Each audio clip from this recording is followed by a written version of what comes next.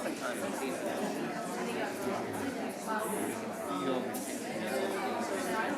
Another part, feel deterrent.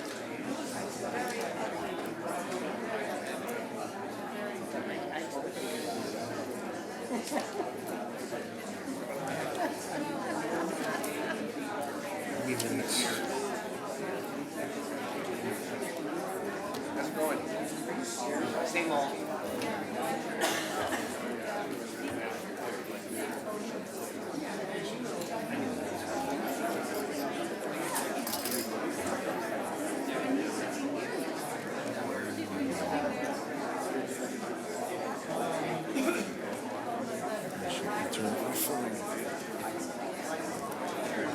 You all set? Alrighty then. Stop it.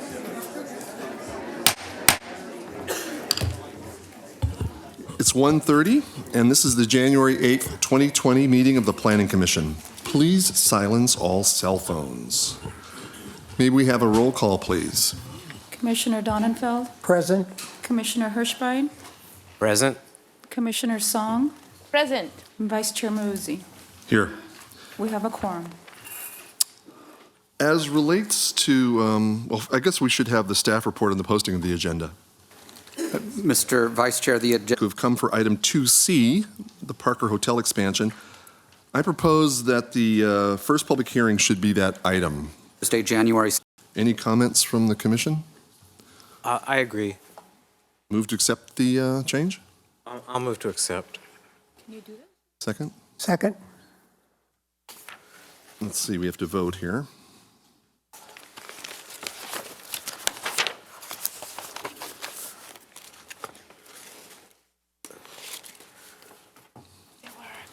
Passes unanimously.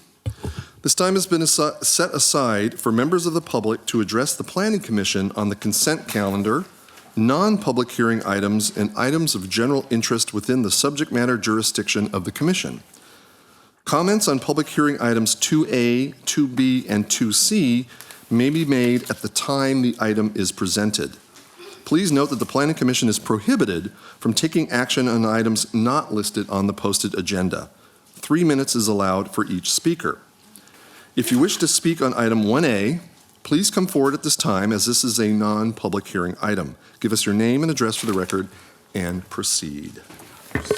Anyone here to speak on item 1A? Seeing none, we will proceed to the consent calendar. On the consent calendar today, we have the meeting minutes of October 10th, 2019 and October 23rd, 2019. Any revisions to the minutes of the October 10th meeting? Move approval. And I'll second that. All right.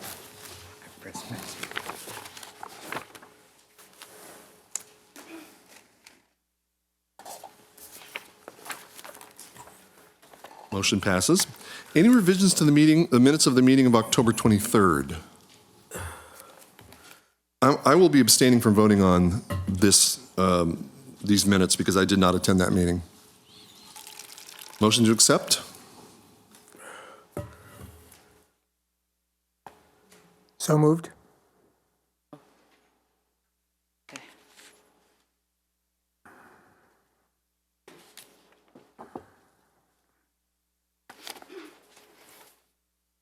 And we will now proceed to the public hearing portion of the agenda. It doesn't pass. That minute doesn't pass. Item 2C, Brandon McCurley, yes, on behalf of Parker Palm Springs for an amendment to Plan Development District 58. Staff report, please. Curley. Thank you. Good afternoon. As introduced, this is an application for a major architectural review and an amendment to Plan Development District 58 for the Parker Palm Springs property. The amendment is requested to include 10 detached buildings, six accessory structures for 32 hotel units and accessory uses in the PD 58, as well as the inclusion of a 3.53 acre portion of the property that is currently zoned R3 in the PDD 58. The Parker Palm Springs property is located on the East Palm Canyon between South Cherokee Way and South Linden Way. The total area of the property is 13.45 acres, and the property currently provides 147 hotel rooms and 154 off-street parking spaces. The general plan land use designation of the property is a TRC, which stands for Tourist Resort Commercial, and the land use designation is intended for resort hotel use. And the zone designation of the property includes the PDD 58, which is a Planned Development District 58, and R3, Multiple Family Residential and Hotel Zone. The proposed construction will take place in the 3.7 acre portion of the property, which is located at the north end, as highlighted in yellow on the screen. Again, it's a 3.7 acres, and the existing site is currently in an open turf area surrounded by ficus hedges, and the area also includes a paved service area, which will be removed as a part of this project. And these are the images of the project site. As I mentioned earlier, the area is an open turf area, and you see a mature ficus hedges in the background. This is just to show the existing building footprint of the property, and the project proposes the construction of additional buildings, which is 10 buildings and 6 accessory structures. The buildings are shown in orange, and accessory structures are shown in red. And this is the overall site plan proposed for this project. The project will include different types of buildings, and the proposed building floor area will vary from 14 square feet, which is the smallest for attendant booths, and up to 11,745 square feet for the main house. The proposed building height will be single story and 2 stories with a maximum building height of 30 feet. And the project proposes 2 parking lots on the Cherokee Way and on South Linden Way. The west parking lot on the South Cherokee Way frontage will accommodate 39 spaces, and the parking lot on the South Linden Way frontage will accommodate 9 spaces. Excuse me. These multiple buildings will be designed in a different architectural styles, including Art Deco style and old stable, as you see on these elevations.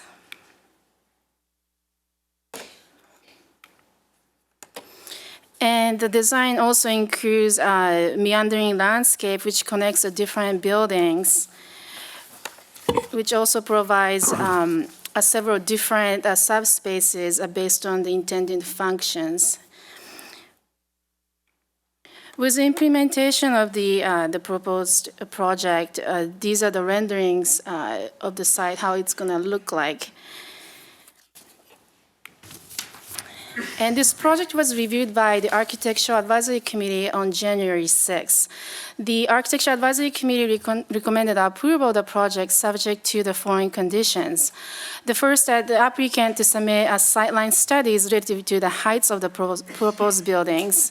Second, the applicant to submit a circulation plan for valet parking operation and deliveries.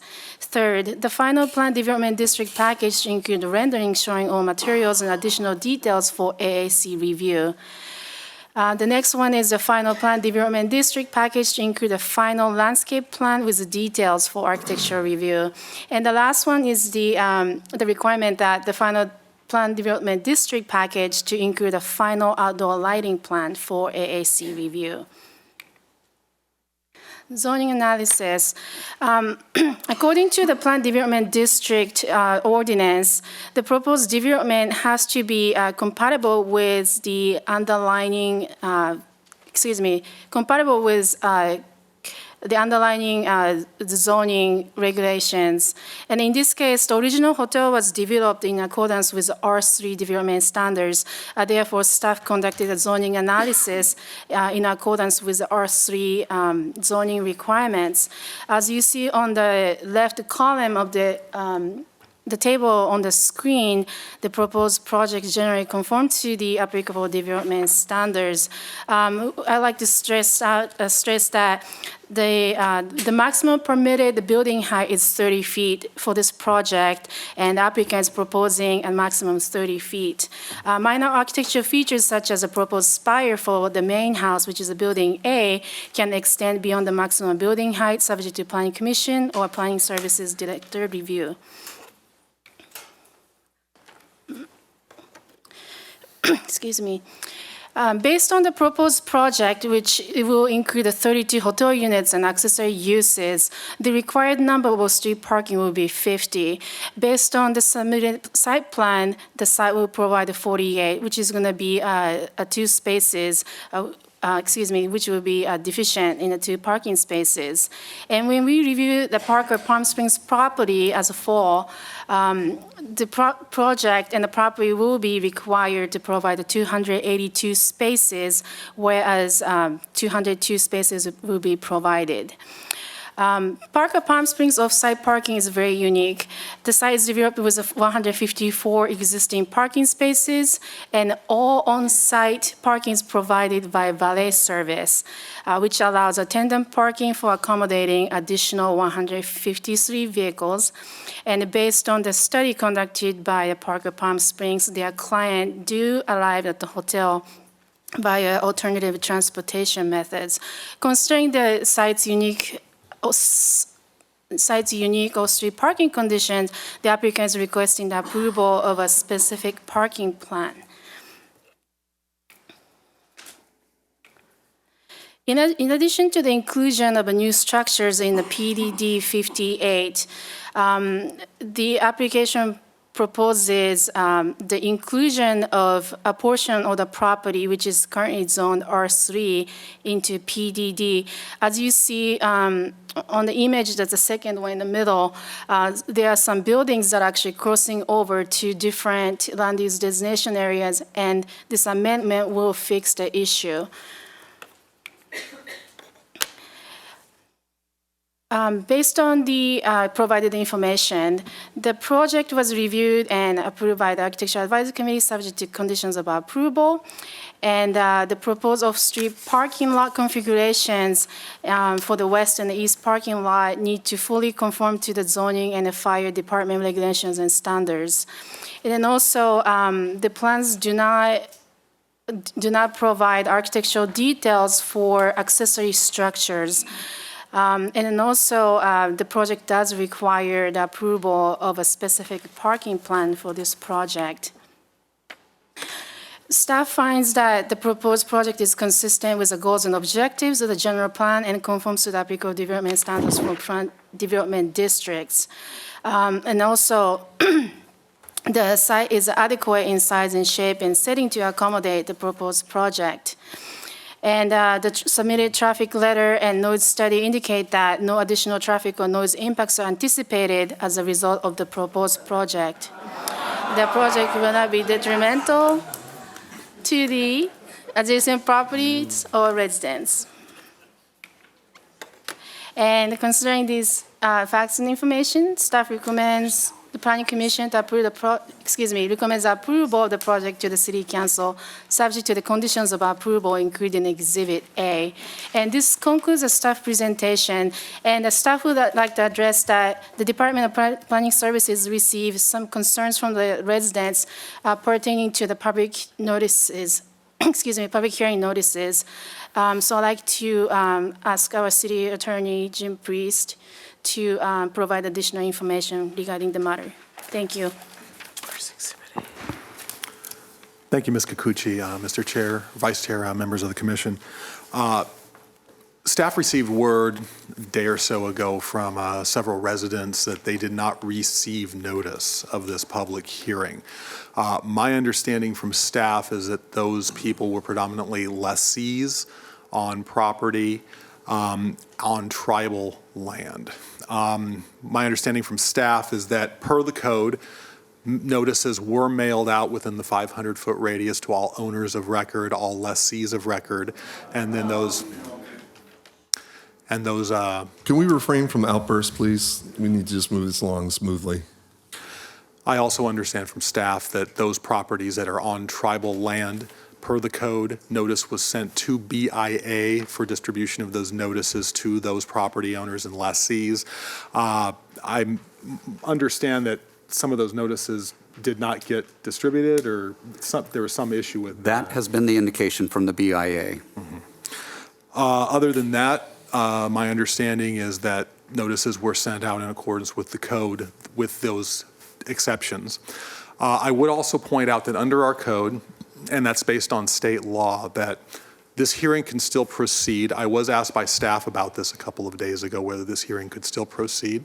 I informed them that under our code and under state law, the failure of certain property owners to get notice does not necessarily invalidate this hearing. So this commission can still proceed with this hearing today despite these issues with notice. Alternatively, if the commission would like to continue this hearing to another date to allow more notice to go out to other property owners and lessees, that's the commission's prerogative. And Mr. Chair, Mr. Vice Chair, one of the things that we will do is that for future notices on this project, we will go ahead and go through and hand select the addresses so that all lessees are notified as well. We will not rely on the BIA to perform their responsibilities. Commissioner Hirschbein, did you have a question? Well, that was my question. Do we have those addresses, or is it something that is more difficult to get? Yes, staff can go through GIS and pull those addresses. GIS? Our Geographic Information Thank System you. mapping. Commissioner Donenfeld. I have a couple questions. Does the portion of the tribal property run through some of these subdivisions that are contiguous to the subject site? In other words, is some of it tribal and some of it fee? Yes, some of it is allotted and leased, and other land is fee simple. It's a lottie. Yeah. And my second question is, I understand what Jim has said about being able to go ahead with the hearing. Can we actually having had a deficiency in notice on the BIA's part, can we as a body make a decision today on this project, knowing that there's been some deficiency in the notice provision? I believe I can answer that, Commissioner Donenfeld. And I would specifically point out in our municipal code, section 94.09.00, that prescribes our public hearing procedures, specifically subsection E7. And it says, the failure of any person or entity to receive notice given pursuant to this title shall not constitute grounds for any court to invalidate the actions of the city. So this hearing can still move forward despite these missed notices that apparently did not get to the intended recipients. It is not as if the city did not send out a particular type of notice. There were some glitches in the process and some people did not get notice, but that in and of itself does not set aside this proceeding. The hearing can still go forward, but as I had mentioned earlier, it's the commission's prerogative. You could also decide to continue this after hearing testimony today to allow additional people to hear about this and participate at a later date. That's ultimately your call. Thank you. Commissioner Hirschbein. So I have another question about notice.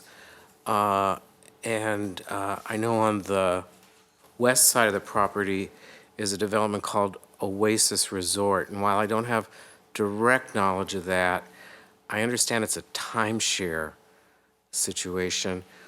Who would be notified if that's the case? Because I think it's timeshare. I don't know if the people own a fraction of an individual unit or they just own a fraction of the whole project. And who would stand in for the ownership of that project? Whoever is listed on the county records as being the owner of the property would be notified. Do we know that in that case? I don't know the specifics without having the notification list in front of me, but again, we pull all of our notification from the county records. And so whoever is identified as the owner of the property and the address that they have on file with the county is where notices are sent to. And in terms of notice and timeshare developments, does the city have any policy on that?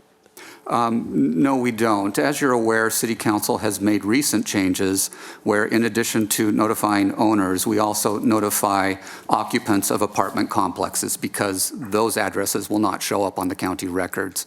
But we have not established a policy for timeshare other than notifying any owner of record that is listed on the county records. Yeah, okay, thank you. So what is the pleasure of the commission as relates to A, continuing, or B, taking testimony from the public and the applicant, and then continuing, or continue having the meeting and making a decision? I would recommend, since all of these people are here, our residents, our fellow citizens are here, that they obviously have something to say. So we probably should allow them to say it. And I would ask them in their remarks, although they only have a short time, to let us know if in their particular case they did not receive notice. So we get a sense of how many people, concerned people, citizens, neighbors did not receive notice. Then we can decide whether it's appropriate to continue for a new notice to be sent out or not. Thoughts on that? All right, then we'll move forward in that way. Is there anything else we need to discuss about this? Absolutely. Now we're starting with questions of staff, not related to notice. Commissioner Song. Okay, so just a couple of questions from the Public Works, Rick. I noticed that there were items that were deferred in the resolution, and it's due to lack of plans, engineering plans being submitted, or lack of understanding what the scope of work that the applicant is proposing.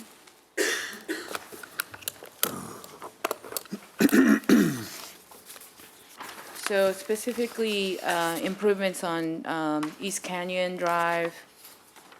Oh, okay. I know what you're referring to now. Yeah. So the,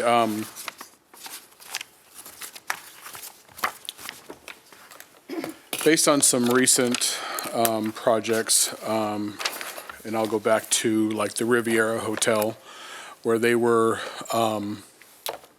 proposing some changes. I think at the Riviera, they were proposing some, changing it to timeshare. And based on that change in use, or based on those changes, Public Works felt that that was enough trigger to have them improve the streets adjacent to their property. And later on, we discovered it really didn't have a nexus. There really wasn't enough there to justify doing that. So in this case, this kind of fell into the same situation. They're not really doing any improvements adjacent to East Palm Canyon. But being that it's a major thoroughfare, it was required that they install a median and continue that median work throughout the city. But here we decided to go ahead and put it in the conditions and then allow them to sign a covenant so that at a future date, we do have that ability to have them participate that in a future date. Okay, thank you. And then I know this is kind of a bit fundamental, but so fire department has reviewed and Fire Department and Public Works has reviewed the configuration and the circulation fire vehicle circulation. And in one of their conditions, they say that the fire department access road and driveway should be provided, so no portion of the building is greater than 150 feet. Maybe because the site plan is partially shown, but there seems to be areas where it's greater than 150 feet. If that were the case, and then the applicant will have to revise the site plan, that would have to come back to us because there has been a revision, correct? Noriko? Correct. Okay, so just overall, compared to other projects of this kind of scale, the engineering and grading plans seems to not be part of this project yet. Was it strategic so that the concept and the building design is what is being reviewed first, at risk of further changes in the later phases if that were the case, or am I just missing information? No, I think you're correct. They were proposing to submit some grading plans at risk to be checked, but the key word is it's at risk. If there are major changes, they'll have to go back to the drawing board and revise those and resubmit. But, you know, they are proposing to move forward at an at-risk basis at this time. Okay, all right, thank you. Commissioner Donenfeld. Noriko, when, on the first page of the staff report, recommendations for action, shouldn't there also be a recommendation that the PDD be amended to include the left-out R3 property? I mean, that's one of our major actions to be taken, is it not? Yes, that is included. I just don't see it on the actions to be taken. But that is the case. That's correct and is included in the resolution. Okay. And secondly, with respect to the property that is not part of the PDD, it was originally entitled under the R3 statutory provision, and I imagine that was some time ago because that facility has been there for quite a while. When incorporating it into the existing PDD, now that the law requires that we look to the underlying zoning regulation with respect to compliance, is it necessary to take a look at whether this property to be included in the PDD now complies with the existing R3 regulations as opposed to the ones in existence when it was first granted R3 status? I'll go ahead and address that. It is assumed that it already complies with the R3 standards as it was developed under those standards when it was originally constructed. As part of this extension of the PDD across the entire site, what we are doing is memorializing the location and the configuration of those buildings that are already constructed. Any further modifications would require the PD to be amended. But we're sort of grandfathering it in with respect to R3 compliance when we incorporate it into the existing PDD. Yes, but it does comply in terms of its height limit, its setback, and its density. Today's requirements? Yes. Okay, thank you. Commissioner Hirschbein. Yeah, you mentioned attachment A or exhibit A. You said you're recommending approval subject to those conditions. Is that the resolution conditions? Yes, it is part of the resolution, but it's a separate, it's followed by the resolution. There should be Exhibit A attached to. I don't know if I got that, but I got the resolution. So if I read the resolution, it's in there, right? Okay. And then regarding public benefit, are public benefits only required where there is a waiver or relief from code-required minimum setbacks? That's correct. Under the Plan Development District Ordinance, it does require that public benefit be provided wherever they are requesting waivers of development standards, such as reductions in setback requirements, increase in lot coverage, et cetera. Because they're not doing that, they are complying with the development standards of the R3 district. No public benefit is required in this instance. And the reason they're not applying for this under R3 standards is because it's already part of a PDD? Correct. It's already included as part of a plan development district, and all they're requesting to do is to amend that plan development district. Could they alternately request that this area be withdrawn from the PDD and apply? They could have, but because, again, the PDD covers most of the site, it was staff's recommendation that we extend it across the entire property. Okay, thank you. I read a number of comments in the all the letters that were received regarding noise. So, Ms. Kikuchi, do you have any information about noise complaints that might have been officially logged? Yes, staff receive the record that's kept by the police department, and it's actually included in the additional material packet in front of you. It's the first document. It says crime analysis results. That is correct. Looks like this. It's double-sided. Do you want to summarize what is here? Yes.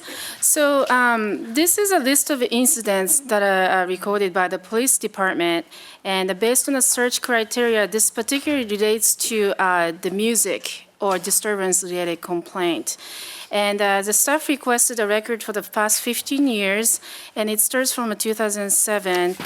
That's the earliest one that's available, and the latest one was recorded on January 2nd of this year. If you look at the middle column, it talks about the day and time when such an incident occurred. Based on the way that the data system is set up at the police department, the staff was unable to receive any details for each incident. However, that's the list that's provided by the police department. So I was just trying to total up some of these complaints by year. So, for example, in 2016, there were 2. In 2017, there were 5. 2018, there were 18. 2019, there were 8. And there was one a few days ago on the 2nd. So just that also informs the public about what the noise complaints have been. Any other questions for staff? Is the applicant present? Please come up to the microphone, give your name and address. You have 10 minutes to present and 2 minutes of rebuttal if desired after any public comments. My machine here doesn't set the 10-minute limit, so can you do that? Thank you. Mr. Vice Chair, members of the commission, my name is David Barron. I'm with the Palm Springs firm of SBEMP, and I represent the applicant. I'm going to make a few prefatory comments, and then after that, I'll have Mike McDonald, one of the architects, you can go sit down, come on up and talk about the specifics of the project related to traffic view, noise, heights, and that type of thing, and address some of the concerns of the neighbors. I did want to make a couple of prefatory comments about the hotel and the project. I've lived in Palm Springs for over 50 years. I've gone to this hotel property on too many occasions to recall, and I think everybody probably agrees it's the finest property in all of the desert. It's serene, there's a lot of gardens, it has an incredible amount of open space. I think the open space footprint here is over 78%. By the way, the January 2nd complaint, that's probably part of my fault. I'm the vice chairman of the film festival. We have our after party at the Parker every year. It does attract a lot of celebrities, and there is some noise attendant with that, but that's a one-off, and it's a wonderful event. When the owners came to me to discuss this project and about building out the back end, I did tell them what they could do. I told them that they could build 86 units. They could build up to 30 feet, multiple buildings. We had setbacks of 25 feet from curb. And the owners were emphatic, and they said the following to me: we don't want to do that. We've never done that. We've always been good stewards of the property, and we've been good neighbors. And we want to develop this property in a manner that's consistent with the high standards that we've always operated the property. I thought that was laudatory, and I still do. So instead of 86 units, you have a proposal for 32. Instead of a number of 30-foot buildings, 25 feet setback, you have 2 buildings that are 30 feet. The rest are either one-story or variations of that. And the setbacks are, on the 30 feet are, I think in most cases, almost 60 feet from curb. So the view sheds are really not going to be impacted. I think Michael will address some of that, those issues. So what you have here is a project that's not open to the public. We're talking about $2,000 a night rooms for people who are not partiers. These are not people that would go to the Saguaro or Ace Hotel and have a pool party. It's people that want serenity, quiet, to enjoy the gardens and the open space that this project provides. So, look, is the project perfect? No project's perfect. I think the applicant has worked with staff very well, and they've tried to accommodate as many of the neighborhood concerns as they can. I don't think the project, despite the letters I've reviewed, is going to be a noisy project. It's going to be very quiet, quieter than the other part of the project. It's valet only. It's not open to the public. They've taken commercial vehicles, which come on currently onto Linden Way to service that area off of it. It's now internalized, so that's going to be a benefit to it. Are there some issues with off-site parking? Yes, and we can talk about that. I can tell you the applicant is ready and able and willing to work with staff and the commission to improve the project, improve some of those conditions. With that, I'll turn it over to Michael McDonald, and I'm here to answer any questions later on. Thank you. So thank you. My name is Michael McDonald. This is my colleague Brian Libet. We are architects for the project. Thank you for having us, and thank you to Noriko for the introduction. We are excited to have the opportunity to present our project for Parker Hall. We have listened to feedback and appreciate the opportunity to address each of the concerns that neighbors have communicated. We thank you for your time and ask you to accept the staff report's recommendation of approval. I'd like to give an overview of what we'll present. We'll talk about the existing Parker Palm Springs, the concept for this project, the building massing and site layout, project scale and circulation. We will highlight third-party studies included in the staff report and look at potential concerns. But I want to be clear up front that the Parker is committed to work with planning staff to address community feedback. The Parker was created in 2003 as the first five-star resort in the city of Palm Springs. The resort has helped establish the current popularity of Palm Springs as a destination for great design. The Parker has become a central part of the Palm Springs cultural community, including its hosting of events such as Modernism Week. The back 4 acres of the property currently consist of turf fields that are used for large-scale events and a service yard that is used for commercial deliveries and staging. We hear that there are concerns that have been expressed related to these existing uses. Our project would resolve these issues by eliminating service deliveries along Linden Way entirely and would reorient the outdoor event lawns as smaller-scale, internalized resorts. The design concept is set as a domestic residential scale. While Palm Springs development standards would support large hotel buildings with 157 rooms, our project proposes only 32 rooms and is oriented as an intimate resort setting. The project eliminates back-of-house activities on Linden Way. We designed and revised the project with attention to the concerns of existing use that neighbors have communicated. The design consists of 8 single-story and 2 two-story buildings, along with smaller accessory structures. The city's 30-foot allowable height is only utilized on 2 tower-like architectural features on 2 buildings. All building massing, scale, and locations conform to the underlying R3 zoning standards. The design is inspired by the Ship of the Desert, a house in a streamlined modern style that predates Palm Springs' famous mid-century modern style. The primary hotel building is envisioned at a grand residential scale with a nod to this inspiration. The building is not monolithic, and only an entry element rises to 30 feet tall. We are utilizing parapets on all sides of the building to visually and acoustically shield needed mechanical equipment. We want to directly address the concerns that community members have communicated. Of the 200 units across the street on Linden Way, we understand the concern of the 6 units that view upon the project. We have located the main house inset on the property rather than at the allowed 25-foot setback. The house is located over 42 feet from the curb, which is 17'7" in excess of the required setback. The 2-story main house and adjacent 1-story structures along Linden Way will be screened for privacy. The entire Parker Palm Springs is bounded by a ficus hedge that will continue to be maintained to approximately 20 feet, and as shown, will screen the project from adjacent properties. This slide shows the sight line from 2234 South Linden Way, units D and E, where the buildings are fully screened by the hedge. This slide shows the sight line at the main house across the street from 2234 South Linden Way, unit F, where the main house is screened by the hedge. This slide shows the sight line from 2263 South Linden Way, units A, B, and C, where the kitchen garden structure is fully screened by the hedge. The Parker has voluntarily commissioned a traffic assessment from a professional traffic engineer for the project. They have determined that the 32 rooms and resort uses will generate at most 8.36 trips per suite per day. As stated in the staff report, during full occupancy, the resulting number of trips is roughly half the 500 daily trip threshold at which the city requires a traffic impact analysis. Nevertheless, the Parker commissioned this study to confirm that the project will not have a significant traffic impact for neighbors. Vehicular circulation for guests is shown in green at the left.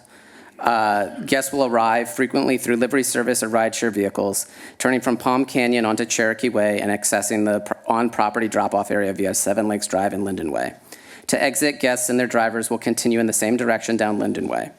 The parker will provide guests with directions at time of booking and on-site wayfinding to ensure safe and nuisance-free access to Parker Hall. All parking on the Parker property is and will continue to be valet only, as is shown in blue on the right. Valet service improves the experience of guests while allowing Parker staff to park guest cars in tandem on site. Valet will take vehicles from the guest drop-off to Seven Lakes to Cherokee to the on-site parking lot. The existing service yard that has been noted by neighbors as a concern will be eliminated. As a result of the project, all deliveries, shown in red on the right, will occur in the existing loading dock access from Cherokee Way. All service circulation, shown in dashed red, will occur on-site by hand or in golf carts. Sound levels were studied by a professional engineering firm and have been provided to the Planning Commission. Thanks to the strategy of the project to internalize hotel activities, the project will represent a reduction in sound levels from current event uses. This graphic from the sound report shows that daytime sound levels from Canyon Sands will be 12.9 dBA below city limits. This graphic from the sound study that was provided to the Planning Commission shows that nighttime operational noise will be at least 5.6 dBA below city limits. In terms of parking, we recognize that some Parker staff currently use on-street parking predominantly on Cherokee Way. A specific parking plan and land use application has been submitted to the Planning Department to address the parking concerns related to the property. The majority of resort guests arrive and utilize rideshare services such as Uber and taxi. The parking plan outlines the use of tandem valet parking to efficiently accommodate the peak demand calculated from previous operational use and defined in the zoning code. The scale of the project is intentionally small and will only net 15 additional Parker staff members on any one shift. The Parker is committed to working with planning staff to address community concern relative to parking to avoid creating a nuisance to neighbors. Thank you for your time, and we welcome your questions. As I mentioned, the Parker is committed to working with the city to address any concerns. We ask today for your recommendation for approval. Thank you. And now it's time for public comments from the audience. Please come to the podium and give your name and address. You'll have 3 minutes. We don't have the cards per se, do we? So I think it'll just more be whoever wants to get up and speak, do so. You can line up or you can wait, but we should get started. Yeah, but I don't know if everybody who wanted to speak is signed in, so we're going to do it this way.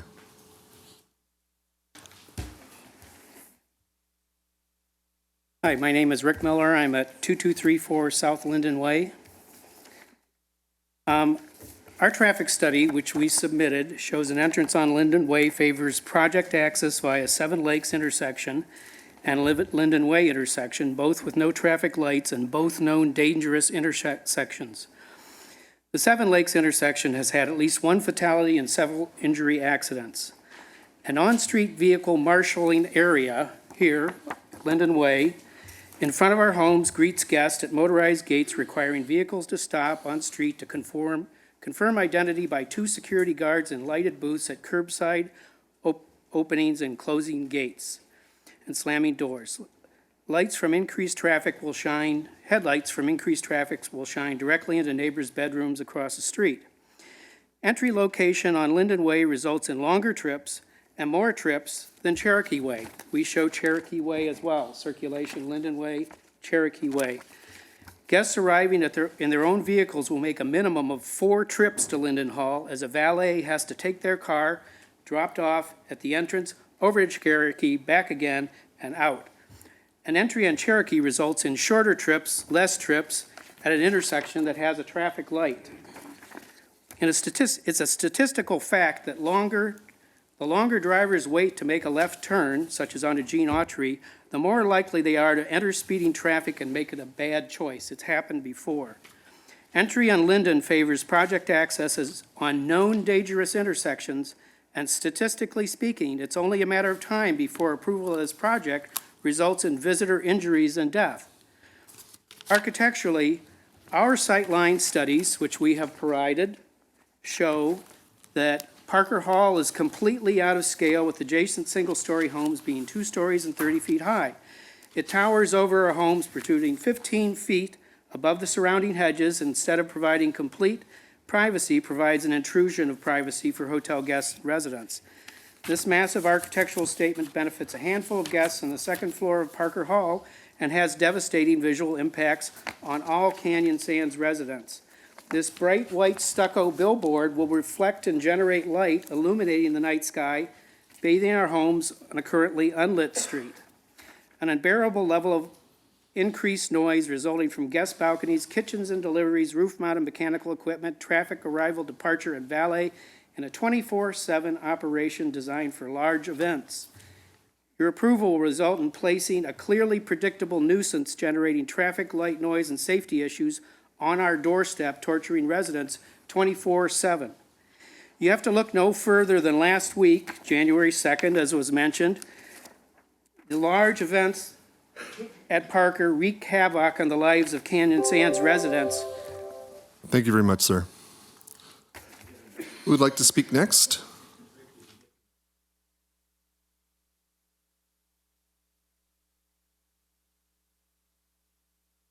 Good afternoon, John Kirchdorfer, 4455 East Seven Lakes Drive. I want to give a little more information on the notice. I believe if we just do a show of hands who did not receive a notice, everyone? Did not receive a notice? Yes, did not receive a notice. The thing that I would like to talk about is I spoke to the city clerk this morning. They have the procedure where they do send it to the BIA. I then called the BIA, and this is the quote that she authorized me to say. I spoke to Brenda Diaz, who gave me permission to use her name and statement. She says she is the person in charge of mailing the notices for public hearings, which they receive from the city. Their procedure, as long as she has been there, is to only mail notices to Indian landowners and not the lessees. So there seems to be a bit of a confusion between staff and the BIA of what's actually happening when they're doing it. I'm not placing blame or anything, but I think it just needs to be public knowledge of they do not send it to the lessees, who are the homeowners in this situation. The bottom line is, I think that everyone here is in favor of the Parker expansion. Looking at it, I mean, it is an asset to the community. No one is against the growth or the development. We're just asking for smart development.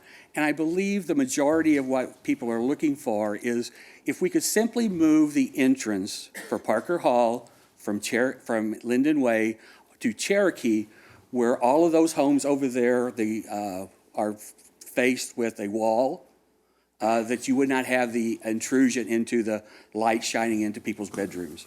In the staff report, they corrected it the other day, and we had a petition signed by 138 people in the Canyon Sands community.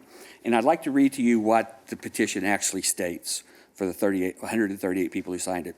We, the undersigned, wish to express to the members of Palm Springs City Council and Planning Commission our input on the proposed expansion of the Parker Hotel. We have concerns about the impact the project will have on safety and quality of life within our community, which is located directly adjacent to the property. These concerns include increased volume of traffic, elevated noise, and added light to this residential area. Supporting this project and moving forward, we seek adjustments to the proposed expansion that will minimize the severity of the project's impact to these identified areas. These adjustments include the following. 1, move the proposed new entrance from Linden Way to Cherokee. There are no individual residents that access from Cherokee Way. The relocation will reduce traffic and the obstruction of 45 residents' driveway entrances along Linden Way, which is their only ingress and egress onto the city streets. There is currently a traffic signal at Cherokee and Palm Canyon, which makes the access easier and safer for vehicles. The proposed entrance on Linden Way could lead to a significant number of dangerous left-hand turns for ingress and egress from Palm Canyon Drive. I'm happy to say that we actually have this exact document, and I'm sure we all read it. I just wanted to. Yeah, no, you're reemphasizing it. Thank you very much. Okay. Appreciate that. Appreciate your concern.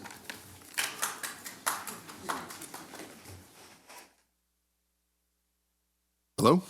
Afternoon, Commissioners. Excuse me. My name is Steve Hamlin. I live at 2255 Miramonte Circle. I want to build upon what Rick and John have said. My concern is the semantics of the project, in that it's all billed as a 32-room development, and then we see images of Parker Hall.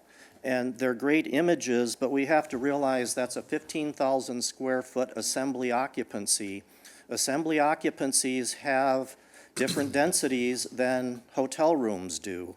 And my concern is that it won't be every day, but there is the certain possibility of 250 or more guests in that one spot. And while they arrive by livery services, those livery services historically do not just go away. They line up on Linden Way so that they're available to pick up the person when they need to leave. And so not having the on-site facilities to support all of these activities is a big concern to me, as John and Rick have stated, with the traffic circulation within our Melody Ranch community. Unfortunately, we don't have a lot of options with streets. There's only 3 major streets in our area there. So I would ask that even though it says it's a 32-room hotel expansion, in your mind you would consider that this is also a 250-seat event space where things like the film festival party can happen and shut down our neighborhood. They shut Linden Road down for over a day. Some of my neighbors were unable to access their houses because they didn't have the proper ID to show that they lived there. And we, again, much like we did not receive notices for this commission, we also did not receive notice that they were going to shut down our road for the day or day and a half. And just to reiterate, we are not anti-development. I want the Parker to be very successful. I want people to want to come to Palm Springs and stay at the Parker. I just ask that they be more respectful of the neighborhood in which they're sited, and that perhaps by relocating entry points to other areas of the property, we can alleviate much of that, and we can all live in harmony in Melody Ranch. Thank you. Thank you. Appreciate that. Yes, please come forward. Oh, and one thing. Whoever, just make sure your cell phones are turned off. This is twice this happened. Turned off. Thank you. Okay, I'm John Leonard. I'm at 2330 Miramonte Circle East. I want to approach this maybe from a little different point of view. How many of you know how many square feet's in an acre? Not very many people unless you're an old farm boy. It's 43,560 square feet in an acre. We have a site here of 3.7 acres, and that amounts to 291 square feet, 291,852 square feet for a development. We're looking at 32 rooms. I don't know the size, so I used a small size to allow room for another location. That's about 115,000 square feet. We have a 120-seat bar, using that as 1,200 square feet, which is very, very small. But again, I'm trying to allow for different things at the end. That's 279,132 square feet. The main building lounge, which we don't have the exact size on, but I put it down, it's 2,500 square feet, which again is small. I understand that. Today, when I came back from brunch, there were 95 cars parked on the streets of Cherokee, Seven Lakes, and Linden. And all those cars, that's a daily occurrence. And so something has to be done in order to provide space for those cars.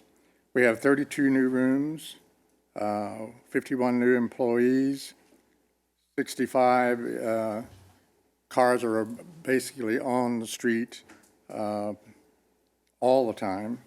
So we're looking at an increase of automobiles Now, I understand some of that was addressed earlier, but by the architects. So we're looking now, and we're getting down to the fact that we have to have parking, but we also have to have driveways. And the parking and the driveways amount to 38,480 square feet. So that winds up with the plot plan of 291,852 square feet. And when you add all these other things in, and they're not providing parking for these people, you're winding up with just a little over an acre, about 11 or 12,000 square feet over an acre. Appreciate some of the comments that I heard given that show some of the accommodation that has been asked for. Thank you very much. Next speaker.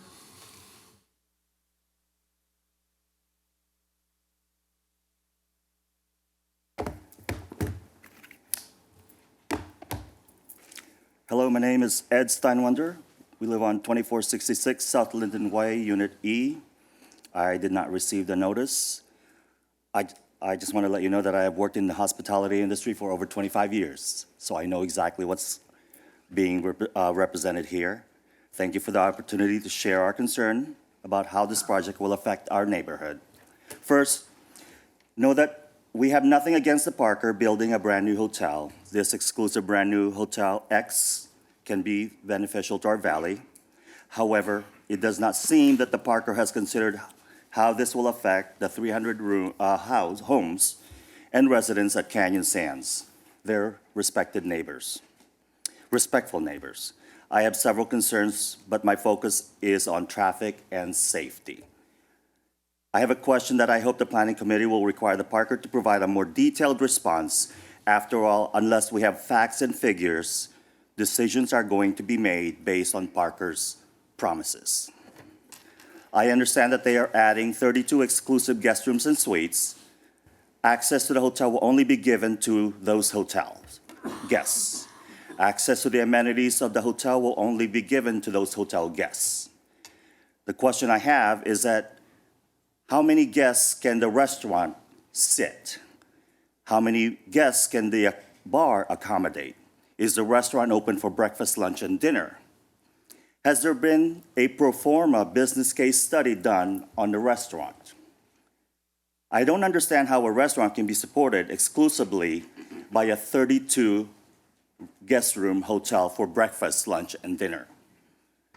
My concern is that once they realize that this is not feasible, they will open the restaurant to the general public, which would mean more traffic and more parking issues. The event space apparently can accommodate up to 250 guests. What is the event space designed for? Is it for concerts, gala, bachelorette parties? Is it designed exclusively for the use of the hotel guests at the new hotel? Or will it be accessible to the general public? Again, the concern. If general public is able to access the area, then more traffic and parking issues. If the general public does have access to the restaurant and the event space, I have concern about the amount of traffic that the proposed entrance on Linden Way will create, especially given that it will only be valet parking, and that the valet attendants will actually have to drive to Cherokee Park to park the vehicles, which means that they must run to, well, I guess it's a change, because originally they were supposed to go on Linden and then get on the main road around to Cherokee. Regarding the parking, I understand that you're adding parking spaces for your guests, which we believe are not enough. Thank you very much. Thanks. Next.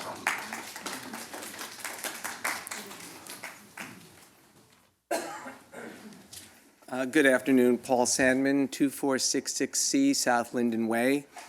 I had a whole speech written. I'm not going to read it. I have a couple of questions. One is regarding the complaints about noise. We at Canyon Sands are good neighbors. We don't want to cause trouble, and we don't want to infringe on the city's resources. Has anyone looked at the complaint logs at the Parker rather than the police complaints? I can tell you whenever I've had a problem, I've always called the Parker first. They've always been very kind and very accommodating. But when things happen, I call them before calling the city. My second question is, people keep talking about these 32 rooms and that the residents of the 32 rooms are the only ones who will have access to the property. So does it mean only the people who are registered to those rooms, are they the only ones that can get onto that property? Or does it mean if I want to have 100 people to my wedding on that property, I just have to be a registered guest of that hotel? I'm not quite sure. It has never been clarified. Are events going to go on, and are those events only accessed by the people who have rooms that are registered to them, but the guests do not?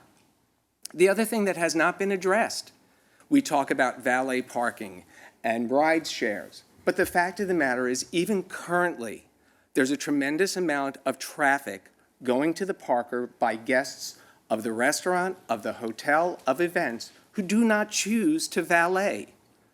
They don't care about where they park. They don't care about how they maintain the surroundings where they park. So subsequently, when there are events, there's garbage on Linden Way, sometimes by the drivers, sometimes by the guests, and it is up to us at Canyon Sands to clean up our own roadway. The other thing that I want to address is the fact that the Parker has made, up until now, and I'm not sure if they still do, they have allowed pets. Well, those pets have to go somewhere. I can tell you that the occupants of Parker walk their dogs on the park-like lawns of Canyon Sands. Unfortunately, no one has given them bags to pick up after those pets. Is any allowances going to be made for that? I understand this is a completely different property, totally void of the existing Parker, but it has to take into consideration the problems that are inherent in the property now and alleviate those problems going forward to make it viable. I agree, switching the main house onto Cherokee Way is of great concern as far as safety and traffic. But as far as going forward, the bottom line is the problems that exist now will continue or be amplified. Thank you.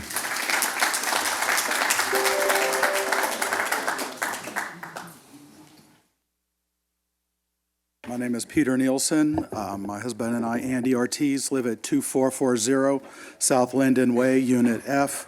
We're directly across from the Parker. What has stood out, I received notice via our HOA, so that's how I learned of the construction. I also did see that there was signage posted at the end of Linden Way near Seven Lakes. But there's often large moving vans along that lines parked in front of it, so it was easy to miss, and that probably went up about a month ago. So it might have been helpful to have that sign posted in multiple locations. Just as a neighbor to the Parker Hotel, what stands out for me is the lush interior of the space that they've created, although what the residents that surround it have to look at is the ficus hedge. And I'm not sure if the height that was mentioned, 20 feet, really is consistently maintained. It typically is much more overgrown. So while there's some terrific sightlines inside, those of us who are on Linden Way do have the height of the hedge.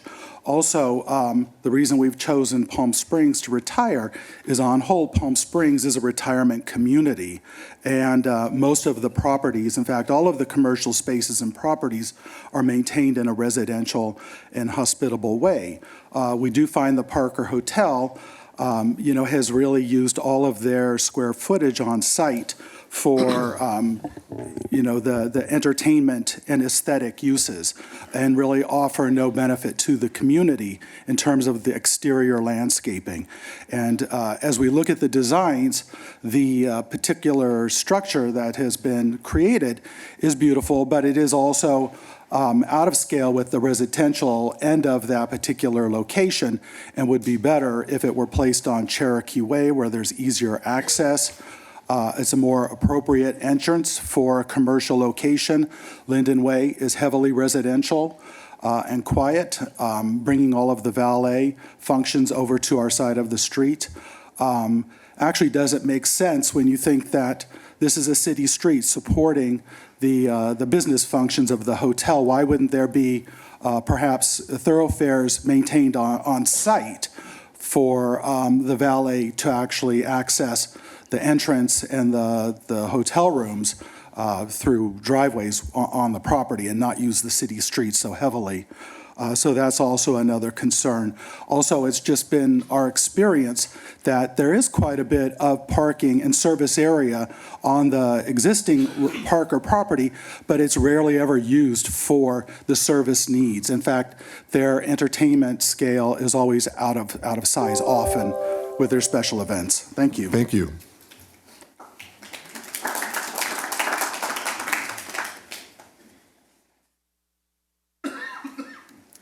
My name is Malia Daly. You can move the microphone down. Don't be afraid. I'm not afraid. And I live at 2234 South Linden, right on the corner of Seven Lakes and Linden. And please tell me, how many more visitor and resident guests have to die before this project is flipped over to Cherokee? We've got a situation with the Parker that is going to utilize Linden Road, which is 40 feet wide. Cherokee is 64 feet wide. There is a light at the end of Cherokee. There is no light at the end of Linden, and there is no light at the end of Seven Lakes and Gene Autry. I personally witnessed a valet parker from the Parker get T-boned right on Seven Lakes and Gene Autry. Did he die?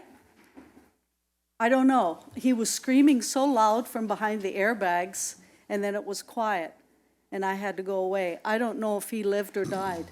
But this Parker project with the entrance on Linden is going to create traffic problems like you will not believe. How many more visitors have to die? How many more residents have to die? One of our neighbors held a dying person in his arms at an accident at Seven Lakes and Gene Autry. In front of the city hall, it says, "The people are the city." We are the people. And we need to be listened to. We are the people. We don't want to die. We don't want guests to die. And this design is a supermarket of design ideas. It should be moved over to Cherokee. It needs to be moved over to Cherokee. It's the lights, the screaming of people dying. I mean, I'm serious. Go to 111 and Linden and see what a left-hand turn is like. And you see how visitors are confused in Palm Springs as it is, because cocktail hour starts at 1.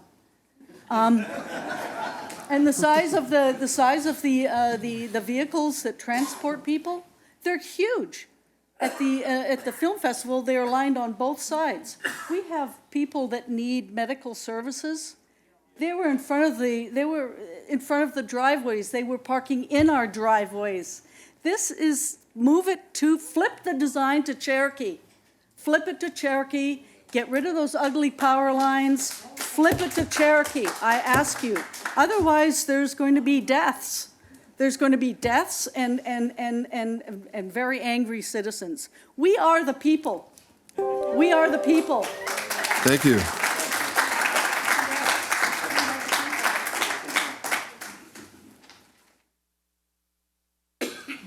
Hi, my name's Dave Taylor. I live at 2355 South Gene Autry Trail. Just move it up so that the audience at home can hear you. My name's Dave Taylor. I live at 2355 South Gene Autry Trail on Gene Autry. At the architectural meeting, one of the experts said that the reason for having an entrance on Linden was to create a 5-star wow experience.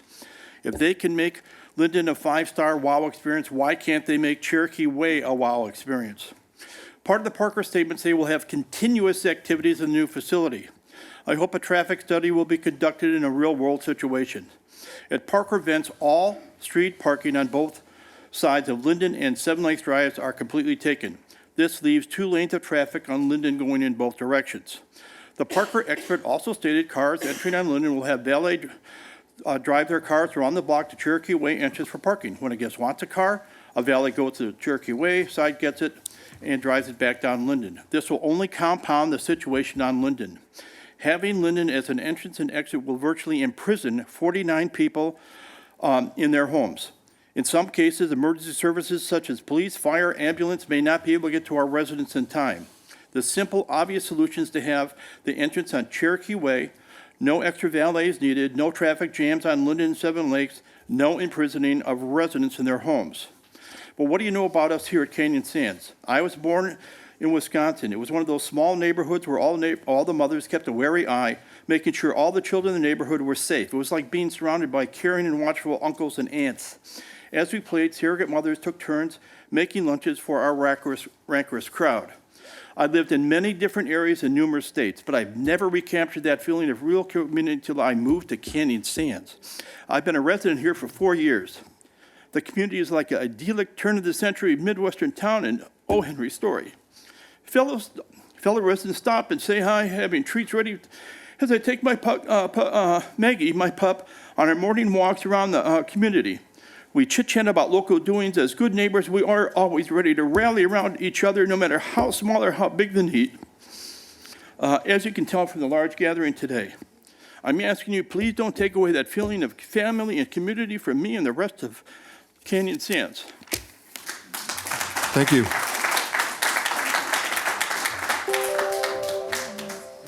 Hello, I'm Steve Sander. I live at 2466 South Linden Way in Unit A, which my front side of my house faces directly onto the street and across from an entry gate.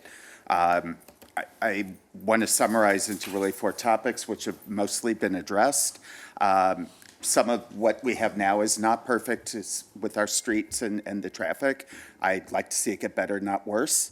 The traffic, the entry and the exits have been mentioned. The stoplight, or lack thereof, has been mentioned. The lights that will be coming into my home and all the homes that face directly on the street. Second is the parking. The valet is currently already in overflow. By adding additional 30 to 50 valet needs, they're not accommodating it within the property. It's going to flow additionally into our streets, again with the employees and the trash. The noise levels, in addition to things that haven't been mentioned, we hear the carts being dragged in the street, the laundry truck coming late at night, the guys carrying the stuff out of their gates onto the street down to the trucks.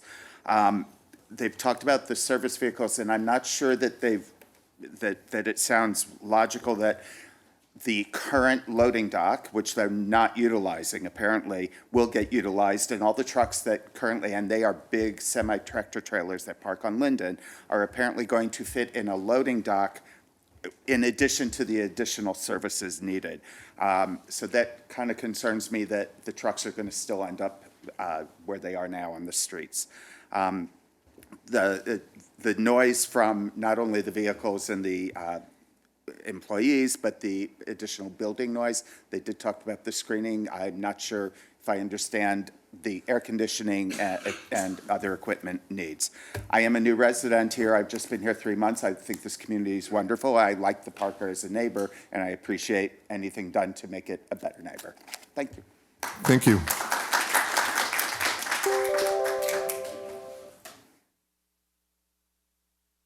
Hello, my name is Harvey Lewis. I live at 2352 Miramonte Circle in Canyon Sands. A couple of things. One is, again, we talked about the parking. Yes, the Parker wants to grow, and that's fine, but they're imposing on our community for their parking. They have thought out what they want to do internally. They've not thought out at all what they want to do about parking. So it lands in our neighborhood. And the irony of this is that in Canyon Sands, we have a great community. I mean, you see the people here today, and we're, as somebody said, we're always stopping in the street, talking to each other. We take care of each other. The HOA is the best there could ever be. We have very strict parking guidelines that we don't impose on each other. And so The irony then is that the next door neighbors who claim to want to be good neighbors are not being good neighbors. They just park where they want to. They use Linden Way terribly. And so it's a very, very bad situation, and they haven't thought this out. The noise level, as they said, on Linden, stuff is very noisy. Even at night, a lot of times there's parties. And as I stated the other day, you can not only just hear the music, you can actually understand the lyrics. It's so loud. And so the noise is a big issue to me. But if they really cared about us, they would have involved us from the beginning. But they wanted to bully their way in or be greedy or whatever it is that you want to call it. But it's a crock, and they wanted to do their thing without involving our neighbors of 299 homeowners that live in great harmony together.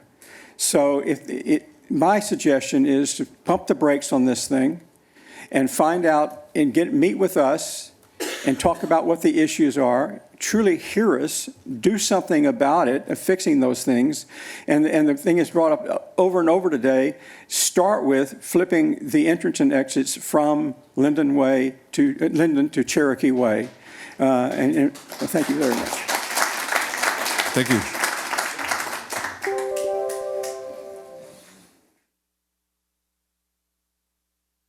Good afternoon. My name is Ron Richardson. My wife and I have owned a 2391 Miramonte Circle West Unit E for over 30 years. The Parker is not a great neighbor.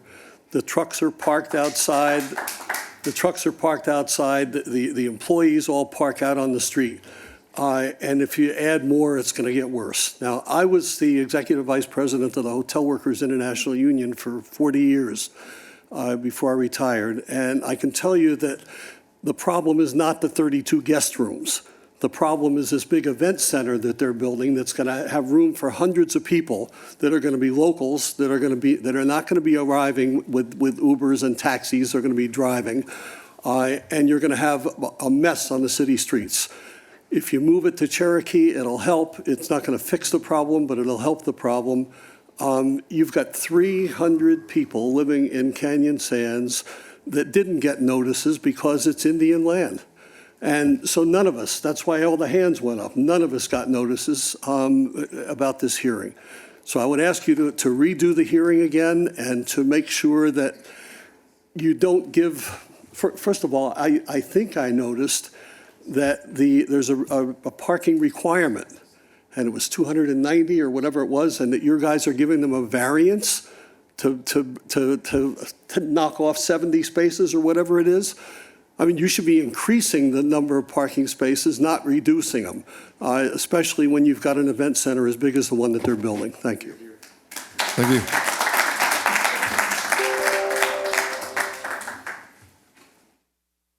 All right.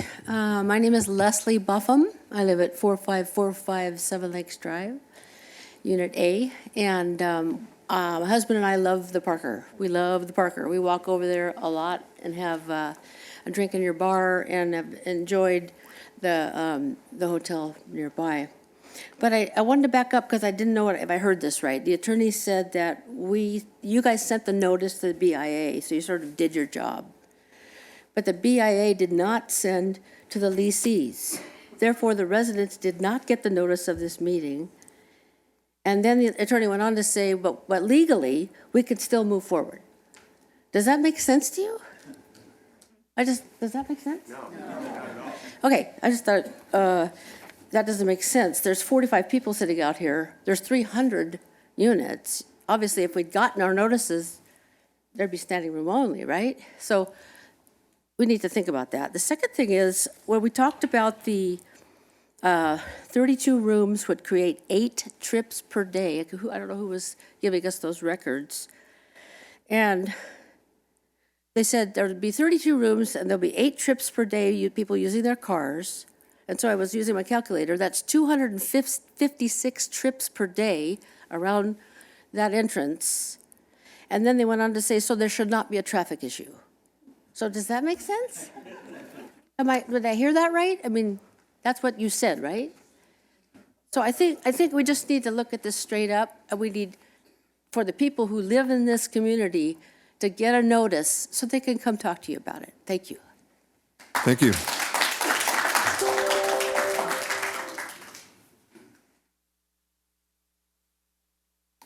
Hi, my name is Norman Gillespie, and I live at 2352 Miramonte Circle West, and I simply have two questions. Does it really matter to the Parker whether or not Parker Hall is built in the northeast or the northwest corner of the existing property? Nothing I've seen in the drawings that have been done in the plans to indicate why it would go in one corner rather than the other. So maybe we could ask the architect. We will be asking questions of the Okay. applicant. I'm sorry, all right. I thought they might be able to answer the question. The other is this. The architect said, and the lawyer said as well, that they want to work with the community in order to minimize the adverse effects. All right? And I take it that that's part of your task as well, to see when you get a proposal like this, can you approve it in a way that minimizes the adverse effects on the existing residents, the existing community? That is what they want to do, and that is your task. I must say, it seems to me in thinking about this that the answer is obvious. There cannot be a worse location in terms of impact than the current proposed one for Parker Hall. Okay, so at a minimum, that particular building, as people have stressed, a 250-person event center should be relocated. And it's very easy. It looks like it will cost the park next to nothing to do it. But it would greatly benefit, so many of the people who are here in this room. So that's my proposal, as it is everybody else. Just make that change. Thank you. Thank you.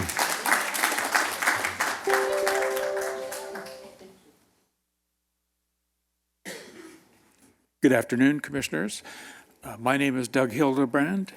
I'm located at 2367 Miramonte West in Canyon Sands. I would just like to echo the viewpoint of the previous speaker. A main flaw in environmental and community impact assessment is to essentially locate a main component of a major project adjacent to a quiet residential area when there is a viable alternative just staring us in the face. I've not seen any evidence at all why the Parker Center could not be relocated on Cherokee Way. It only makes sense that the Commission should have before it alternative configurations for this project. If it is the case that it is equally viable to place the facility on Cherokee Way, then the impacts in terms of traffic safety, noise, lighting, aesthetics, sight lines, etc., would be substantially mitigated, if not eliminated. I believe that during the construction phase and operation phase of this project, it should be entirely centered on Cherokee Way. That is a commercially focused street that is over 50% larger or wider rather than Linden Way. And I firmly believe that there really shouldn't be any access points along Linden Way to the Parker property at all. With respect to parking specifically, I've observed that on Seven Lakes Road, where it intersects with Cherokee Way and extends westward, it's about a one-block situation which dead ends, and there is no use of that one block or so property, assumed city property, at all. It seems to me that if parking lots were or parking spots were established along that vacant one block or approximately of city space, the parking problem could be substantially resolved.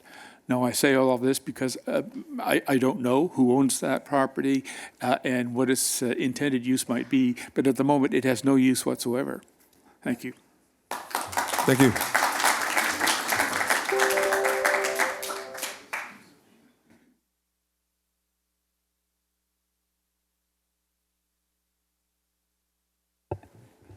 Yes, good afternoon. Paul Berry, 2335A South Gene Autry, which is within Canyon Sands. Well, first thing regarding the notice, yes, we lease the land underneath our homes. However, we own the homes. So on that basis, I believe we should have been notified. Now, regarding the substantive matters, yes, I agree that the 30-foot building should be relocated to Cherokee. In addition, I would suggest that the driving the vehicles from the valet to the parking lot could be done interior on the Parker property, where currently there is proposed to be a path for golf carts, equally wide. And regarding the sight lines, yes, it's been assessed regarding the sight lines from certain buildings. However, there is one of our pools on the property. We have 7 pools in Canyon Sands. Pool number 5 has a fairly clear view through a walkway across Linden and could very possibly see the Parker 30-foot building. That should be assessed. And let's see. I think that pretty much covers it. Thank you very much. Thank you. Is there anyone else from the public who wishes to speak? Aha. My name is Dan Morris. I live at 2440 South Linden, directly across from where the new building is going to be. My primary concern is the parking. Every time they have a special event, I stay in the house, and if I go out, every single time for the last few years it's occurred, the security guards have said, you can't go in. Last week, the same thing happened. He said, I don't care, you can't go in. Now, I did eventually get in when I talked to another security guard, but this happens every single time they have an event. And it's not just little things like this. When they have weddings, other kinds of events, people use Linden. Both sides of the street are blocked. I don't have guests any of those times because there's no place for the people to park. Thank you. Thank you. Anyone else from the public who wants to speak?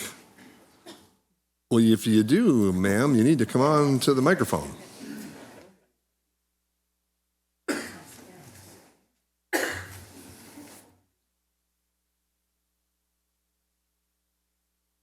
And if anyone else would like to speak, just line up against the wall there.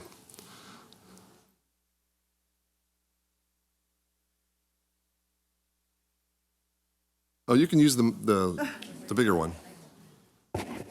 Good afternoon. My name is Hilda St. Clair, and I do live, like all these people spoken today, at Canyon Sands, which is a lovely community. I've been here 20 years. I work in desert hospital, in Palm Desert, and I'm driving every day, 20 years, on 111 to work. Coming here from Los Angeles, which I escaped, the traffic was horrendous, in this lovely neighborhood. Well, I'm thinking now I'm back to LA. On 111, driving morning and night during the day to work. I said, hope I make it. How many accidents have I seen on 111? Well, now I'm noticing, coming back home, what's the point here? Agua Caliente builds a casino on Dade Palm and 111. We all know that. Well, what does it mean? It means, well, it takes for me longer to get home, to work, and it means we're having a problem here with Parker, apparently. It means we're going to have more problems because 111 is going to be so packed coming home today, bumper. Is it considered that we have more traffic coming in, more congestion, we don't need it. We need to have a solution. I think, Parker, this plan is a wolf in a sheep's skin. That's it. Thank you. Do you want to speak, sir? Please come forward. Anyone else who wishes to speak, please line up. Good afternoon, Commissioners. My name is Peter Sipkins. I live at 161 Desert Lakes Drive within Seven Lakes HOA, and I am the president of the Melody Ranch Neighborhood Organization, which includes both the Parker Hotel, Seven Lakes, and Canyon Sands HOA. As a fact of the matter is that Canyon Sands is a very important component of the Melody Ranch NORG, but the Parker Hotel is as well. So on an official basis, the neighborhood organization remains neutral with respect to this development. But I can advise you that the Seven Lakes Board has voted to approve the development as originally proposed, and that if the project were to be flipped, as some of the speakers have suggested, although I cannot speak for the board of Seven Lakes at this point, I would suspect that they would like to be heard with respect to having the project flipped. We would prefer to keep it, from Seven Lakes' standpoint, the way that it's originally designed. But once again, let me state that the neighborhood organization itself supports both Canyon Sands and the Parker, and hope that they can come to some amenable results and conclusion with respect to this project. Thank you. Thank you.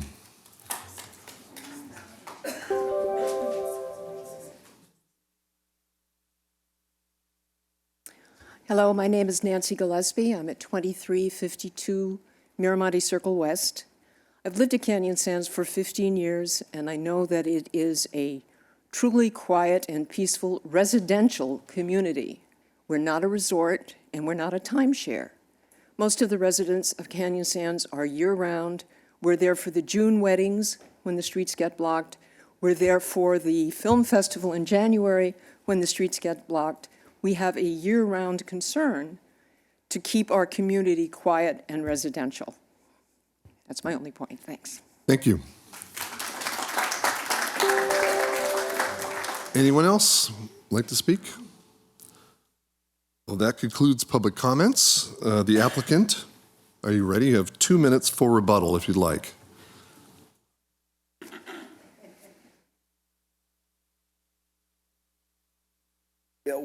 Obviously, we want to thank everybody for their public comment at this time, and the computer's comment too.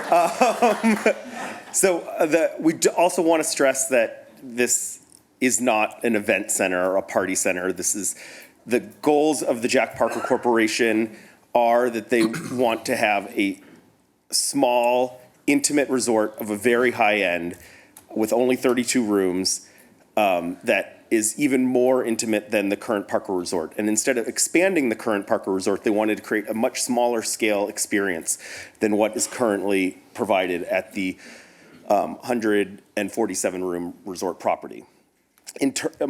Michael, did you want to speak to some of the? No, I think that that's well put in terms of, the occupancy is limited. There is no space for 250 people for some massive event. I believe the building code max out on, even with it being an assembly, the kind of main house space is 90 people. And I think that the max that they're looking at for any event with a full buyout of the hotel is a little over 100, but there's absolutely no event center that would support 250 people accessing the space. I don't know if now is right, but there's also a couple clarifications on things that were mentioned in the staff report. Wanted to point out that grading and drainage plans were provided as part of the planning submission. And then also in regards to the fire access, which I think was one of your questions, that we did meet with the fire department, and in order to meet their requirements, the existing Gene Autry lawn would be improved with drivable turf in order to provide them with that 150-foot access, and that's something that we work through with them. And, in addressing the some of the concerns with the orientation of the buildings and the driveways for the resort, much like the community at large, the Parker wants to put their best face forward on Linden. This is going to be the entry to their high-end resort. They don't want to have trash trucks, Thank delivery you. trucks on that street. But you can remain because I believe we will have questions from the commission, which we should start now. Commissioner Hirschbein? Well, first of all, I want to thank the community for coming out. I've been on this for a few years now, and I can't remember this many community members coming out to speak. Now, stop it. Just stop. It's not the Wendy Williams show. I can't remember this many community members speaking in such a unified voice about a particular issue, and I want to thank you for coming out. And I apologize for not, some of you not get, or most of you not getting the notices, but it seems to have. Okay, stop.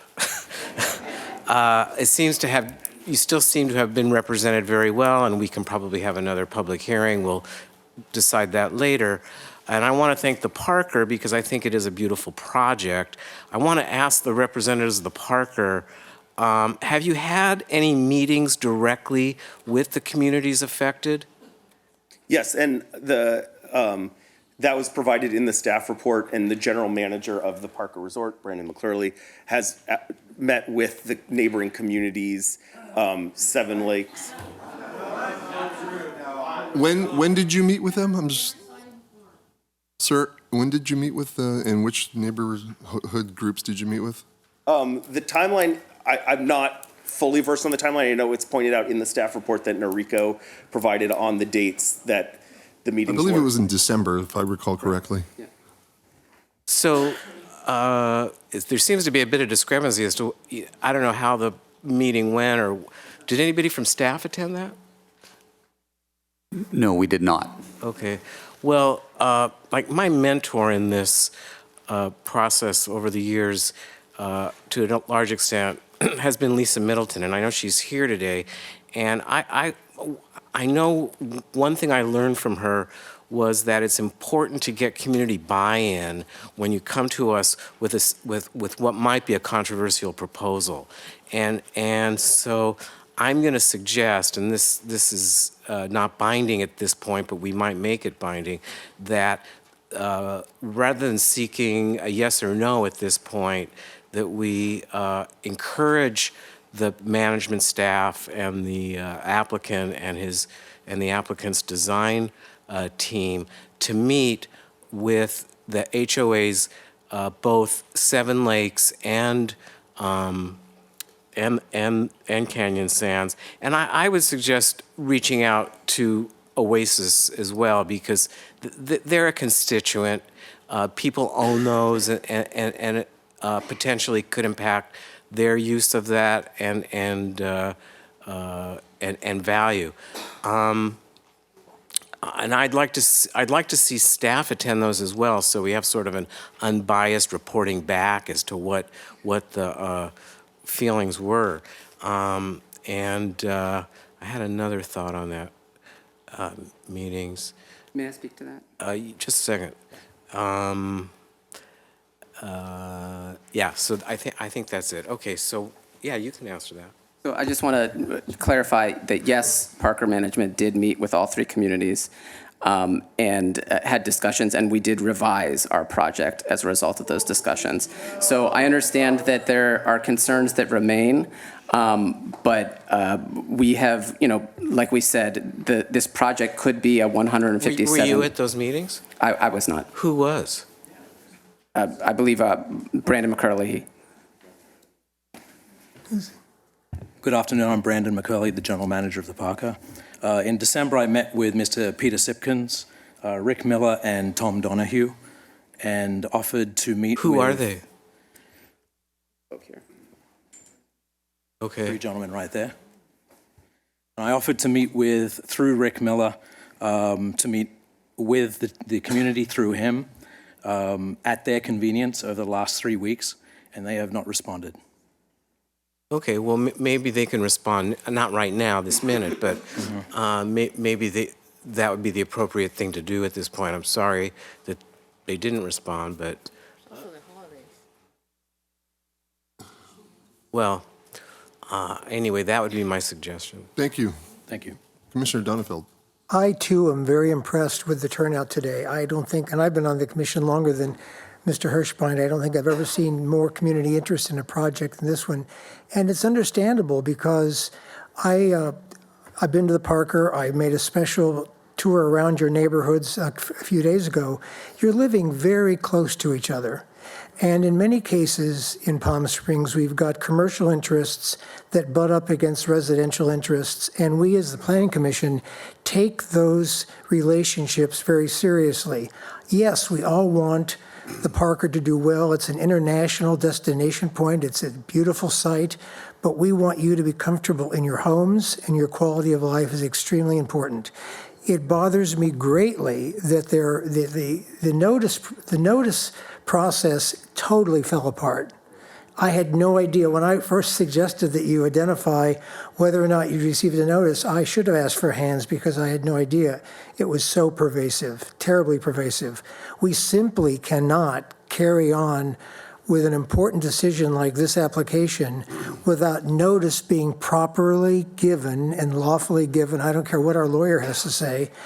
I think we have to continue this. I also think it's extremely important that another attempt be made for the applicant to sit down with these neighborhoods because, and not just with one or two representatives, but a full neighborhood meeting where this kind of participation and dialogue can occur with the developers.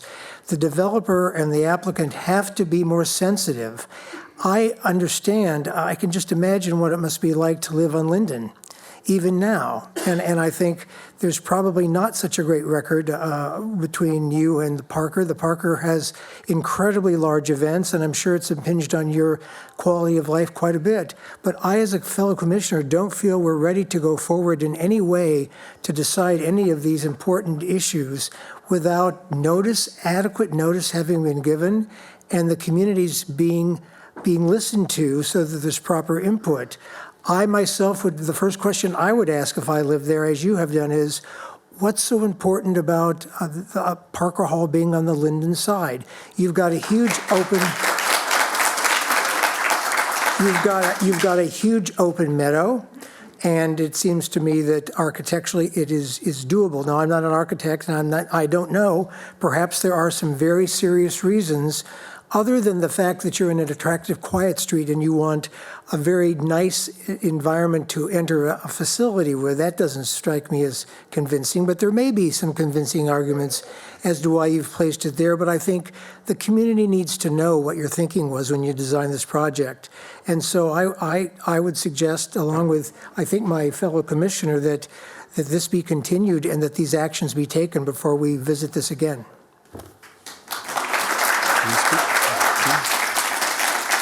Commissioner Song? Yeah, I'm in agreement with my fellow commissioners. I think in addition to that is that it's amazing that I would say 99% of the commentaries are from the east side. And the Oasis Resort is not represented in any way. And so it would not be also comprehensive to consider this other solution if there's also issues from the neighboring on that context to be considered as well. Commissioner Hirschbein. In thinking about this and a lot of the problems that were expressed, I think some of them can be solved or at least mitigated, even the current ones, by certain traffic control measures. Like you might prohibit left turns onto Linden from 111. Or you might, why not? You just told me how dangerous it was. And there's also parking districts, which are a possibility. And there's also red curbs, which are a possibility. So I think some of these issues can be solved or at least mitigated through traffic control or parking control issues. And I don't know how the city responds to those kinds of concerns. If there's if maybe some of your representatives meet with the city engineer to talk about some of those possibilities. That's just a suggestion. I have some questions for the applicant. Just can you clarify this issue of the 90 versus 250 seats or people who could come to a special event? I mean, where do these numbers come from? Well, I don't know where the 250 number comes from. That's from the adjacent community. The 90 number is based off of the building code occupation, the building code analysis. And for the, if you're saying like you're going to have an event in the main structure, the building A, the assembly occupancy can accommodate 90 individuals in the ground floor of that main building. What about the event space? What sorts that of lawn? There's no event space. Lawn, I don't know where lawn, that. Event lawn. The event lawn, I mean, obviously there's no code analysis for that, but it could probably accommodate 100 or so people. And what sort of events do you anticipate in this space? The 90-person? I mean, I think that it would be typical of, Brandon could speak of it more, but it would be typical of a resort. There's not going to be, when you think about now, at the current resort, they have a very large lawn there with no buildings on it, no plantings. And so this would actually be a downscale of what the current use of that lawn is. It would be much smaller events. Maybe if they had a wedding or a family reunion, it could probably have 100 people. But the maximum occupancy in the hotel with 32 rooms is maybe about 65 occupants in that hotel. One of the things I'd like to ask staff to do, I'll just bring it up now, is, assuming we continue this, I'd like to know how many special event permits have been issued per year where there's closure of Linden, because we have information on noise, but nothing on how often it's closed. Ride sharing, I mean, how do you come up with the number of Lyft, Uber, taxi rides that would be coming to this property? The numbers right now are provided by the Parker Resort Operations. Our valet parking service tracks all in and out of vehicles and whether they're hotel guests or not, and how they arrive. But how does that relate to this particular project? How would you come to a number? Well, we run it basically on occupied rooms because we won't have outside guests, as the Parker currently does. So no So there is outside no- guests would use that main building for any event? Well, they'd be outside guests if they're associated to a wedding, for example, up to 90. I'm But- sorry. So what about the restaurant? Would that be open to the public? The restaurant, there is no restaurant per se. The hotel will offer food and beverage as a part of the rate. As It's not part a of the what? restaurant. As a part of the rate. It's not a restaurant open to the exterior. I have some questions I'd like to continue with. I'm sorry. Thank you. So, if 90 people are coming to this event, how are you accommodating the parking for those people?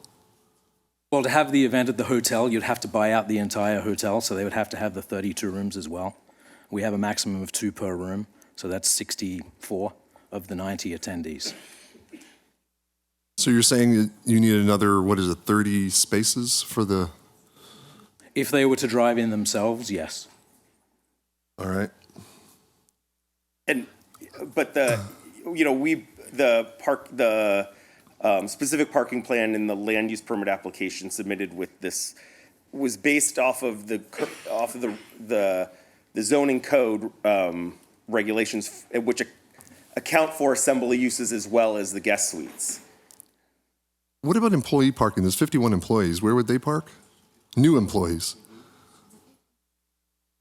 It would be 51 total, but because they run triple shifts, it would be 15 max at one time on the But on the where property.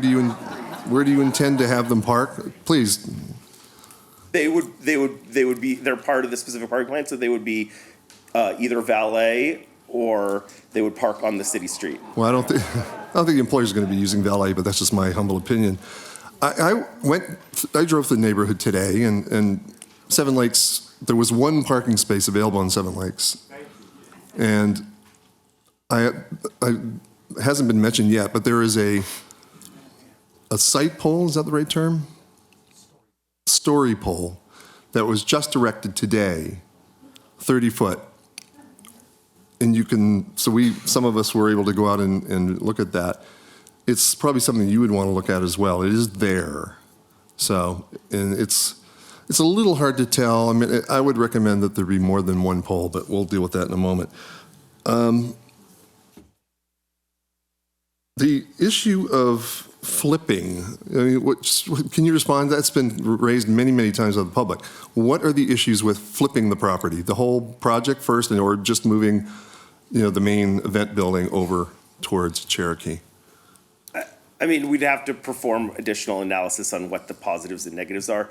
The main issue right now is that all the service circulation, such as trash deliveries and such, need to be performed on Cherokee. And if we flipped it, those would be performed on Linden, like they currently are now. But if I read this correctly, there will be no more deliveries or use of Linden in that regard. There will be no more So that will deliveries on change. Linden. Yes, that will change. That's a positive. That's a huge positive. Yeah. Yes. Now, if you flipped it, is there 90, there are currently in the plan 90 spaces on Cherokee, correct? Is it 90 spaces? No, 39, correct. Oh, it's 39? Correct. Okay, so the 39 spaces would suddenly be on Linden. Correct. Okay, we'll have to consider that too, because that would have to be used, I guess, for this valet service.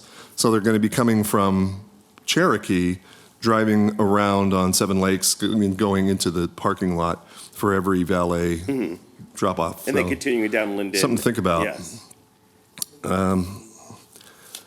I think that's the last of my questions of the applicant. I don't know if anyone else would like to ask. All right. Thank you very much. Appreciate it. Well, let's have some discussion. We're going to have some discussion now. Commissioner Song.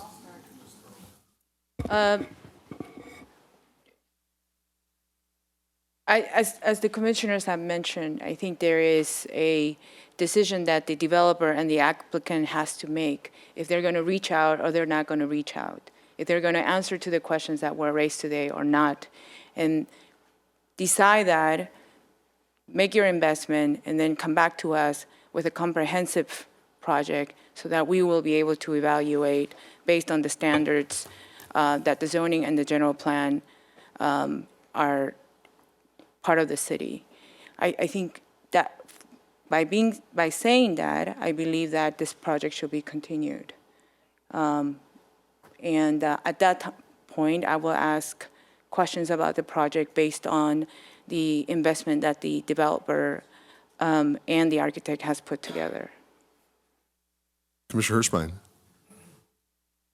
So I agree with Commissioner Song and Commissioner Donenfeld his earlier comments, but I see a real trap here in the sense that we got one community that likes it one way, and it sounds like we got potentially another community that likes it another way.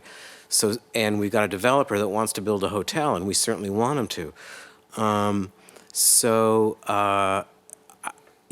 You may want to get everybody in the same room. I don't think you want to go to one HOA alone because you're going to have some conflicting ideas about what the proper site plan is for this project, and it's not easy because you're going to have to address them all and try to come up with some sort of compromise, and so that's my thought.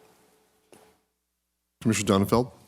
Ultimately, the decision will be with us and with the city council, but I do think that good people, well-intentioned people who have their neighborhoods and the welfare of the community at heart can get together and come up with some solutions to these problems.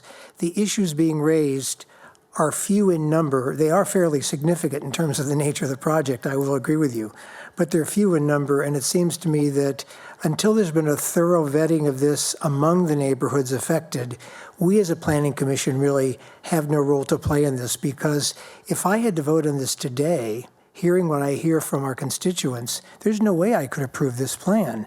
And so I don't think it's in the developer's interest to try to push us on this.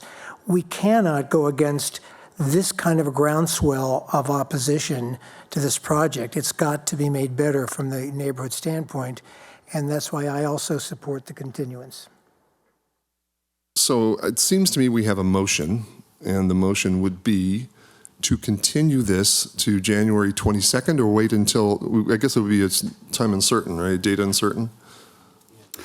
Yes, you may ask the applicant if they would be able to put together a neighborhood meeting in the time frame that they might be able to do that. So again, it might be beneficial to hear from the applicant. As relates to whether January 22nd would be appropriate? To a date certain, correct. All right. Yes, please. please. My name is Dustin Crimmins. I've been with the Parker organization for 21 years. We want to be good neighbors, and we appreciate the public process and the public opinion. We have tried to put our best foot forward. We've moved the engineering building off of Linden. We've worked with planning, and we're committed to working with planning. As I listen today, I cannot see how one person would be notified through their HOA, but yet the others weren't. And by the show of people here, I think there was adequate notice put out there. The signs, we were supposed to be on the agenda prior to now, but the signs posted needed to stay up longer. And so we have tried to work with the public on notice. And I'm sorry to say, I really don't see how one person through an HOA was noticed, but not all. And by the show of people here, they were all noticed. As far as the size of the project, you know, we could be 150 units over there. We could be a methadone clinic. I don't know, it's zoned commercial.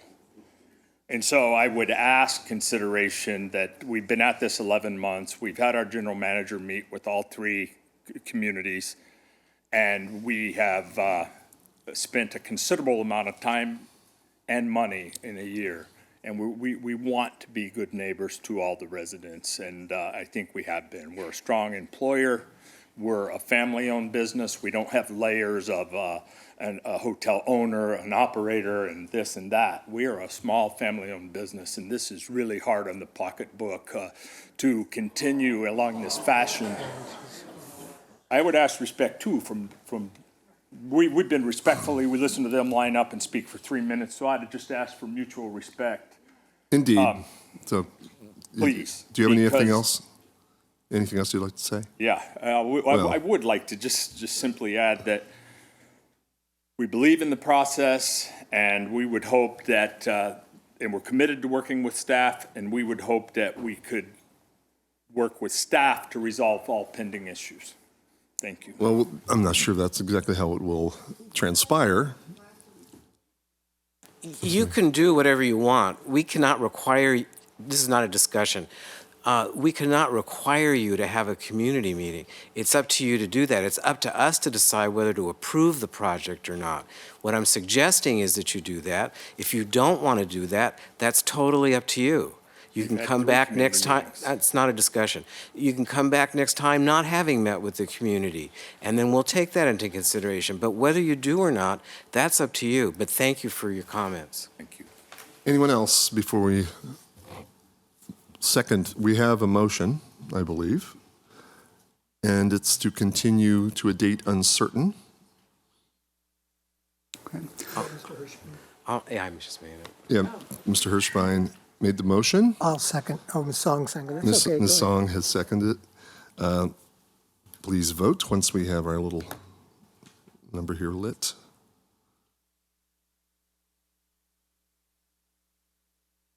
You haven't voted. Oh, sorry.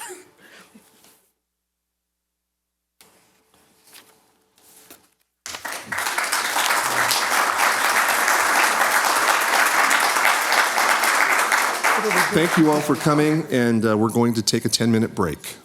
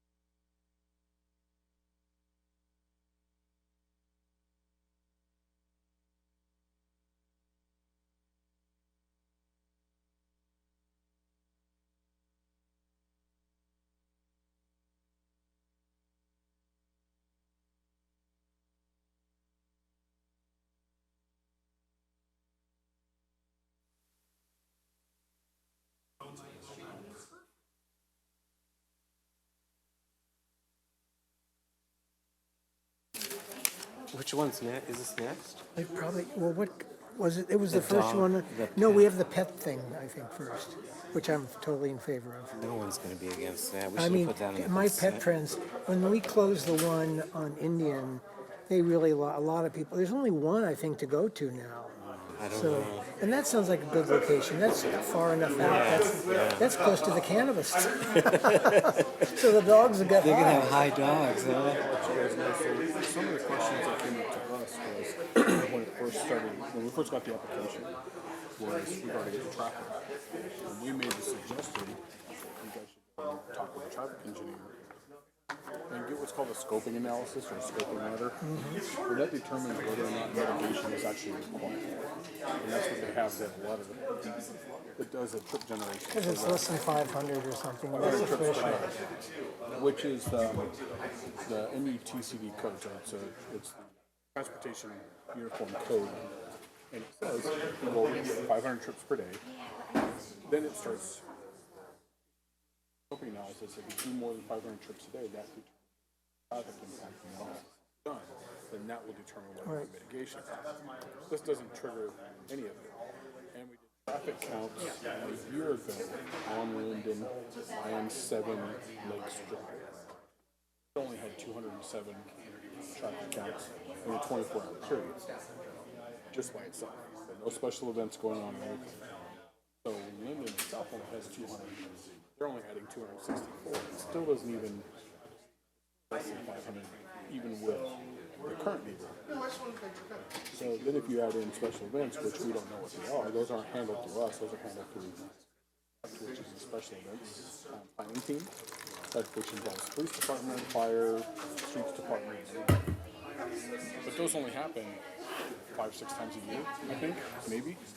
I don't know. I would imagine, I don't know for the new facility, but the old facility, there are a lot of weddings and a lot of events going on.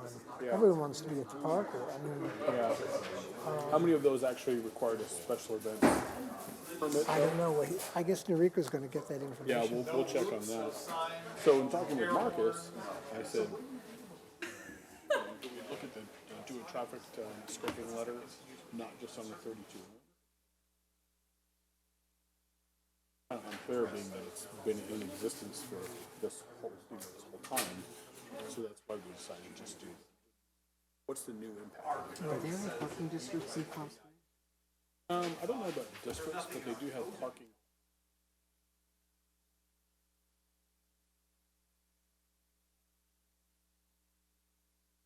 Proposing something like that.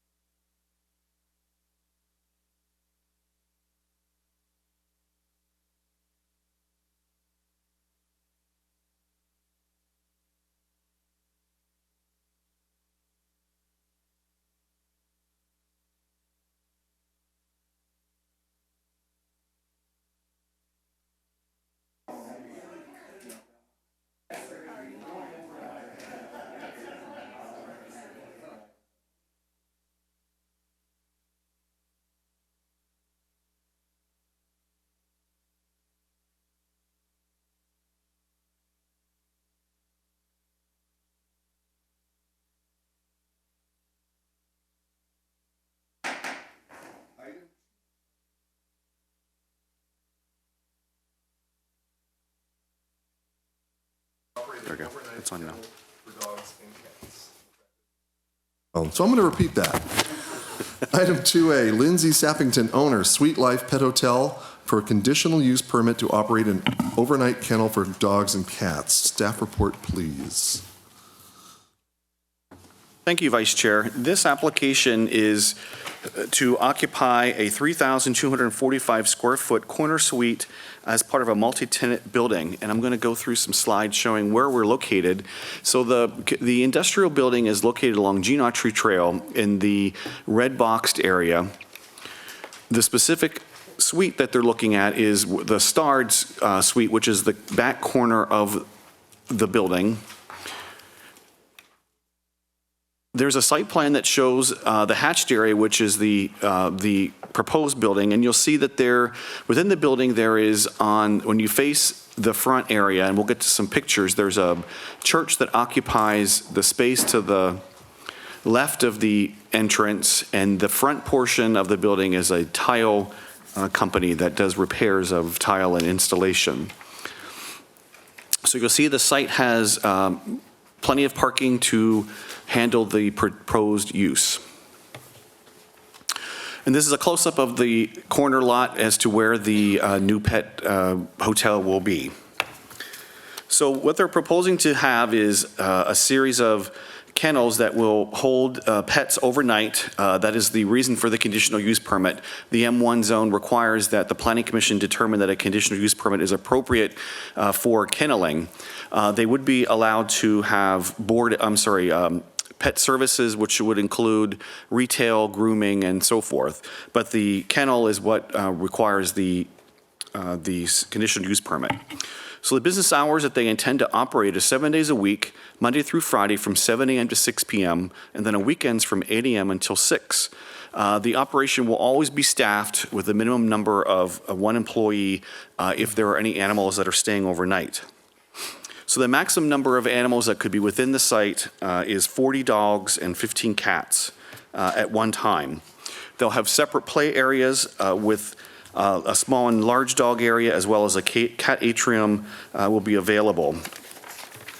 They supplied us with a floor plan. I know it's kind of difficult to read, but I'm going to point out where the front entry is. This is the front entry right here. That comes off of the parking lot. It goes into a general meeting area, check-in. Then there's the cat area and then the dog area in the back with kennels, and the applicant will be explaining that a little bit better. So as I mentioned, here's a photograph of the entrance. The church is here next door, and the tile places businesses to the front where the mailboxes are. And then the entrance to the pet hotel is on the corner unit. So I do want to mention that there in the site plan, it does show locations of dumpsters for removal of the pet waste, and I'll point those out right here. There are 2 dumpsters here, and then there's another 2 dumpsters at the other end of the building, but this is the area that they would be using for removal of pet waste. And the applicant in their justification letter discusses contracting with a pet waste company. So if I go to the pictures in the rear, there is a 1 roll-up door, and that is this door right here that will go out to the alley, which is in the back. So in your staff report, there's findings that need to be made by the Planning Commission to grant the conditions of or conditional use permit. There's conditions of approval that include discussions of noise, hours, operations. There have been some questions of if there's internal noise, dogs barking, would this affect the church next door?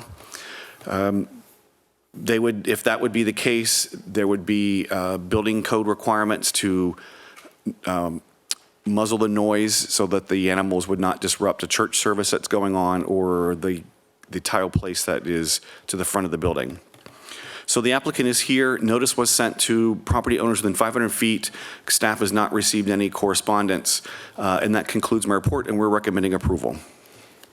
Questions for staff? Commissioner Hirschwein? The church next door, do we know that, have they been notified? I know they're not I would assume they're not a property owner. I think the applicant has had discussions with them. Yeah, they're shaking their head yes. Okay. All right, thank you. Commissioner Song, did you have something? Save it for the applicant. Alrighty. Anything? All right. Apparently the applicant is present. Please come to the microphone, give your name and address. You have 10 minutes to present and 2 minutes of rebuttal, if desired, after any public comments. Hi, my name is Lindsay Sappington. I am the owner of Sweet Life Pet Hotel. Our address is 1243 North Gene Autry Trail, Suite 121. We are providing services of daycare, boarding, grooming, and training.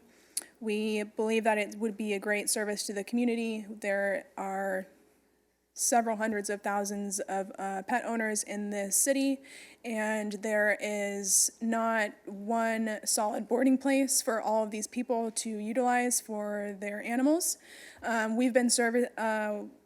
We have been visiting local shelters over the last month in Palm Springs in the visiting areas, and they are stating that they cannot keep any medium to small sized dog in their facility for more than 24 hours or less than half a day. They're being adopted out.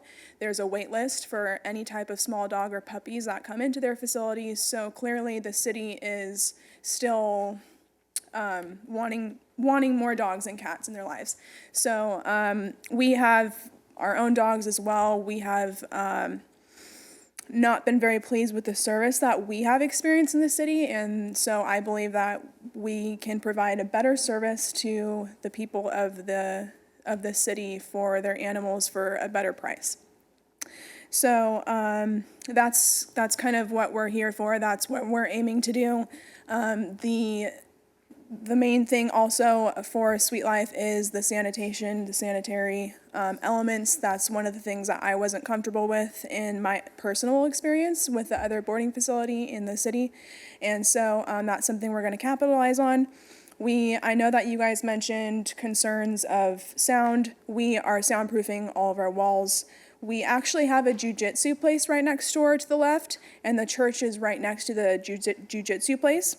But either way, like I said, we want to be above board, so we're going to soundproof all of the walls to our building.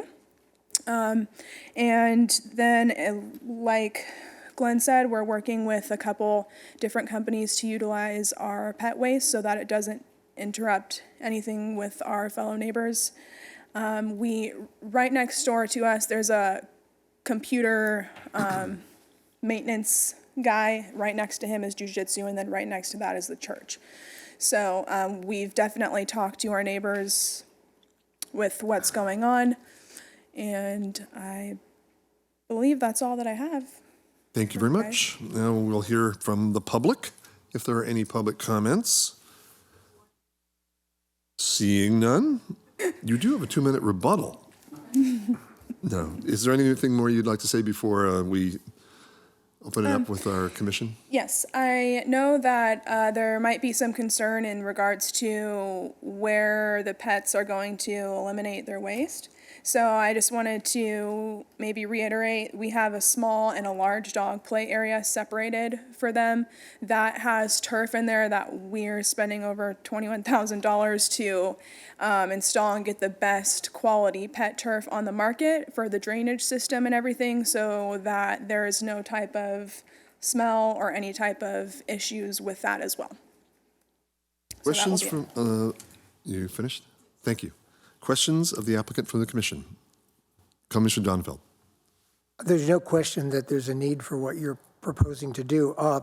With respect to boarding animals, though, are you regulated in any way by the state or by the county or by the city with respect to what amenities and facilities you need to provide for overnight boarding of pets? Yes, we've gone through all the regulations as far as making sure that we fall in the box. And is there no requirement that there be any outdoor space whatsoever for those animals? Not that I'm aware of. So is it likely, could it be the case that you board an animal for a week and that animal never goes outside for the week?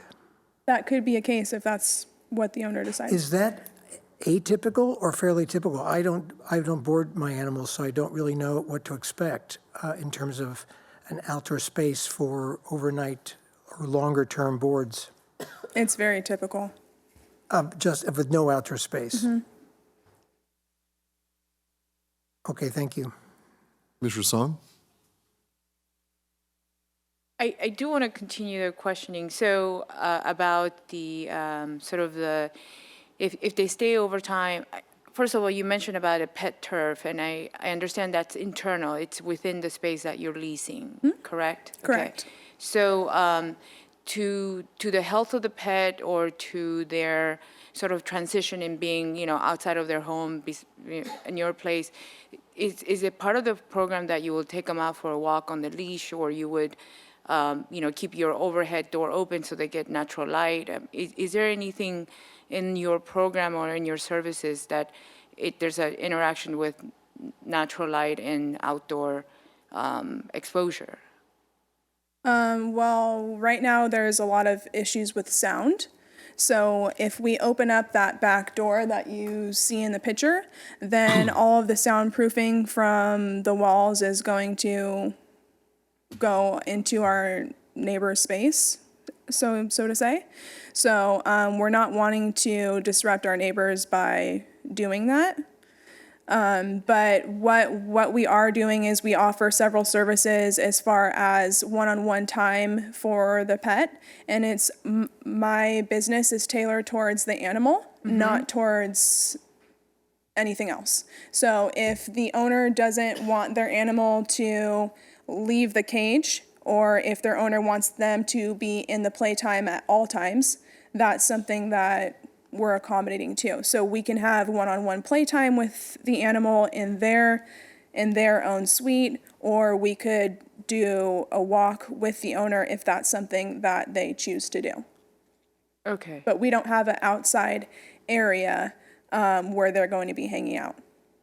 Right, and neither you're taking them out on Gene Autry Public Walkway with the leash and walking, none of those services. Okay, and I know you touched bases on the disposal. So you're saying that you're not going to overload the trash enclosures that are available on the site, that you have a special pickup in order to dispose of the waste.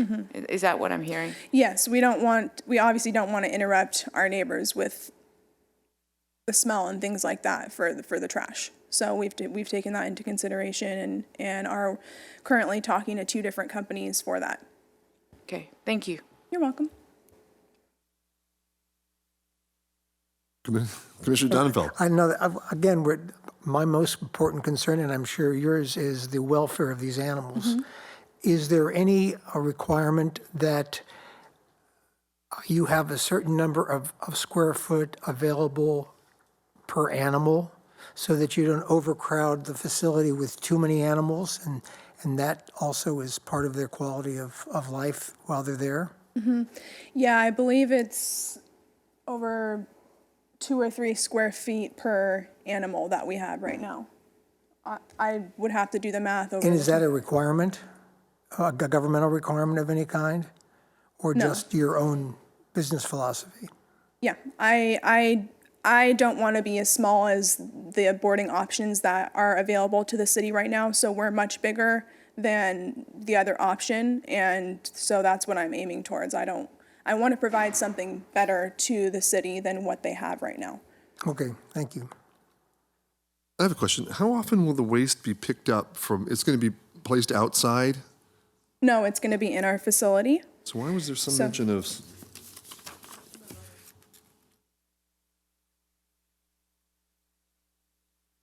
So there is never going to be waste outside. The person picking up the waste will go into the building and remove it, take it out? Yes, we're not going to leave it outside our building. I didn't know if there was a bin or something that they would pick up, but Oh, no. no. So they'd go inside, okay. That's my question. Commissioner Song. So, based on the fact that the applicant has clarified that the soundproof will be taken care of, that they're aware of the sound issues next to the tenants that they are sharing the building with, and that they seem to have a program that manages the waste as well as the welfare of the animals, I have a motion to make, which is to accept the project as being submitted. Were there any other questions of applicant? Apparently not. Any discussion? Any discussion? All right, let's call the motion.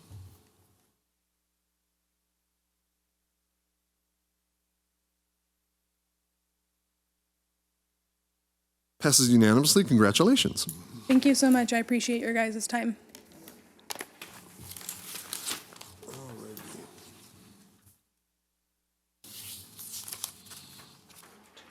Now we're moving on to item 2B. Tahquitz Canyon Investors LLC requesting a 2-year extension of time for a major architectural approval to remodel an existing multi-tenant commercial property. Staff report. Vice Chair Maruzzi and Planning Commissioners, as you may recall, on October 11, 2017, the Planning Commission approved a major architectural application for a partial redevelopment of the courtyard, Palm Springs. The project, I'll just give you a refresher, as you see here on the screen, involves removing 3 buildings located near the center of the property fronting Tahquitz Canyon Way. Those 3 buildings are shown in the dashed red line on the screen. So removing those 3 buildings and constructing 2 new buildings in that same location for divisible commercial space, as well as some additional improvements to the hardscape areas between those buildings along the frontage and towards the rear parking garage. So the result would change the existing condition on Tahquitz, as you see here, with the lower buildings that are subterranean, or not subterranean, but below grade from the street, with the new buildings that would be at street grade, as you see on the screen in rendering. So again, these just show the 1-story buildings at grade fronting Tahquitz in these renderings. So as I said, this was approved back on October 11th of 2017. Prior to the expiration, which would have occurred on October 11, 2019, the applicant submitted an extension of time request to the city in accordance with section 94.12.00 of the zoning code and has requested a 2-year extension of time. Staff has reviewed the requests in accordance with that section and the findings as shown on pages 4 and 5 of your staff report, and identified responses to each of the criteria in order to approve the extension of time. And so we have made findings in support of the project, and do note that during the past 2 years, the applicant has made progress to get a permit issued. They actually have a demolition permit issued, and the next step would be to pay the development impact fees and pull the actual construction permit in order to proceed with the project. But during the past 2 years, they have gone through all plan check review processes for grading and building permits with the city, including 3 recheck submittals for plan check, which demonstrates they have made good faith effort to move the project forward and commence construction. So again, they have made some progress in order to get the project moving forward.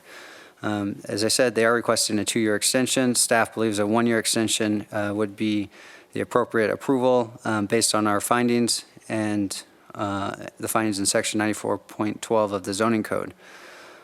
Staff did notice this item as it is a public hearing in accordance with the zoning code requirements. The applicant is here to make a presentation as well, and a draft resolution has been prepared for your consideration.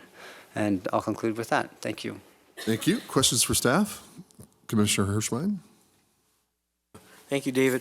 I'm going to ask you about condition, or is it a condition, staff? Criteria number 7 on page 5 of 6, extenuating circumstances. Okay. It exempts, and this is the zoning code, I take it, it exempts financial inability and market conditions from evaluating extenuating circumstances. That's my reading of it. Mm-hmm. And yet, market conditions is exactly the reason the applicant's giving for the delay in the project, i.e., the ability to lease it, which is a market condition.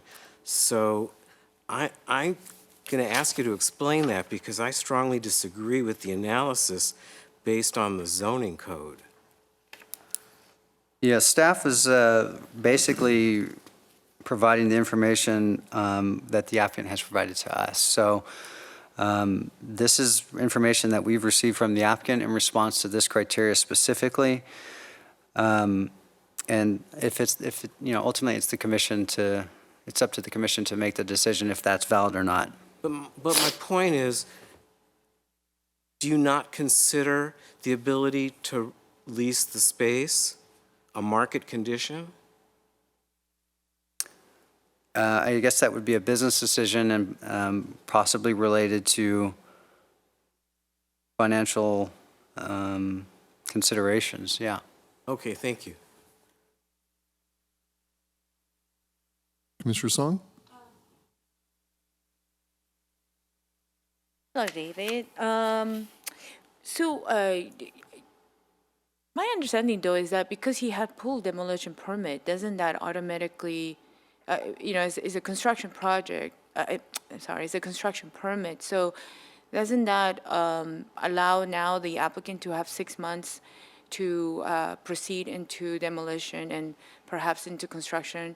And then the first inspection will give him then another 6 months and continue the life period of the project? So no, it would be a separate permit from the actual construction permit. A demolition permit really only allows them to scrape the buildings.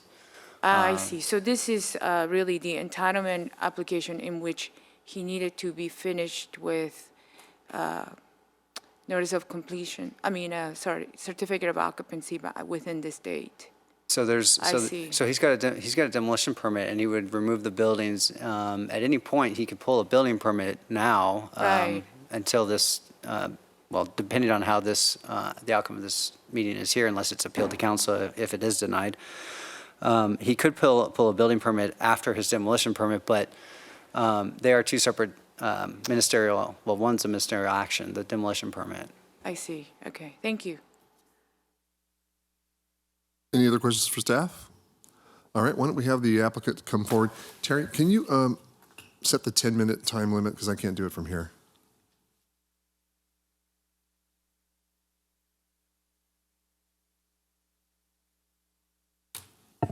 Good afternoon, Commissioners. Sam Rasmussen, Managing Member of Tahquitz Canyon Investors, LLC, and the owner of the property. I think I only have a couple items to say. One is that we've worked very hard over the last couple of years. We've spent almost $700,000 on construction drawings, submitted it through the building department. We're throwing a little bit of a curve several months ago because we thought that the engineering department would be able to issue us a permit, but we discovered late in the game, we weren't aware of it, that the engineering department wouldn't be able to issue a permit until the building had been demoed and the pad graded and certified as conditions of issuing a building permit. So that's why we pulled a demo permit first. We are trying to move forward on the project. These are complicated projects. I need the extra time for a variety of reasons, and certainly, as item number 7 says, it's not financial inability. I never read that as meaning us or the project, and we always interpreted market conditions as being market conditions such as a recession and not a leasing issue. Market conditions in general accepted, but it's not defined very well in the information I have. We have had significant leasing interest.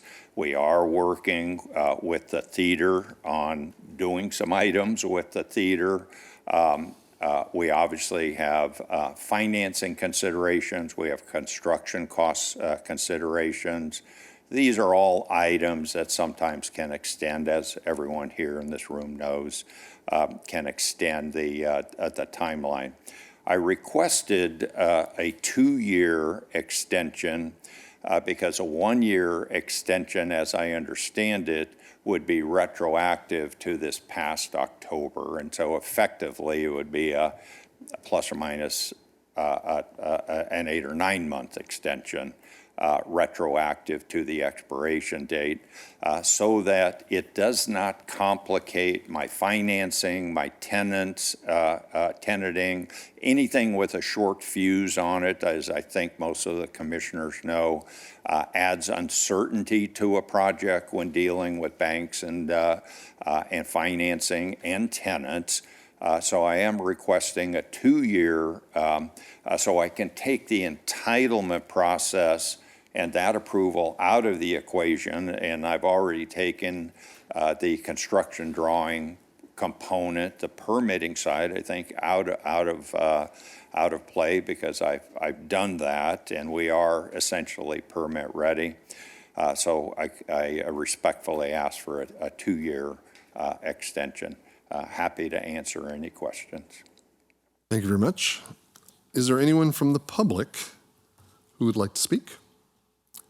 Seeing none, you have 2 minutes additional if you want to use those as a so-called rebuttal. Thank you, sir.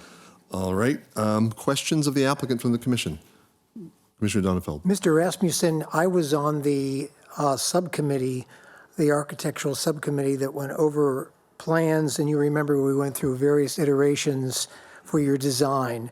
And I remember distinctly when we were discussing this, you were very anxious to move forward and to get us to come to a resolution on the architecture because, as you said, you're ready to go. You had your financing in place, everything was ready to go, you just needed us to get through this entitlement process. And here we are 2 years going forward, and I'm hearing the same thing, and it doesn't sit well with me to have been told that you had the financing, let's get going, you're delaying me here, I've got to do it in record time, and here we are 2 years later and nothing's been done. That's not the way you portrayed it 2 years ago. That's not the way it happened either. We went out to the marketplace and had excellent tenant results. I did have financing in place. We went on out to construction bids, one of our major components of our decision-making, with structural steel increasing almost 100% in value or cost with the China trade war and whatnot. So part of what we're looking at is evaluating the project construction-wise, not are we interested in moving forward. All things have to be in balance, and at this particular point, that's why I need the additional time. How can we be sure that in 2 years we're not at the same place?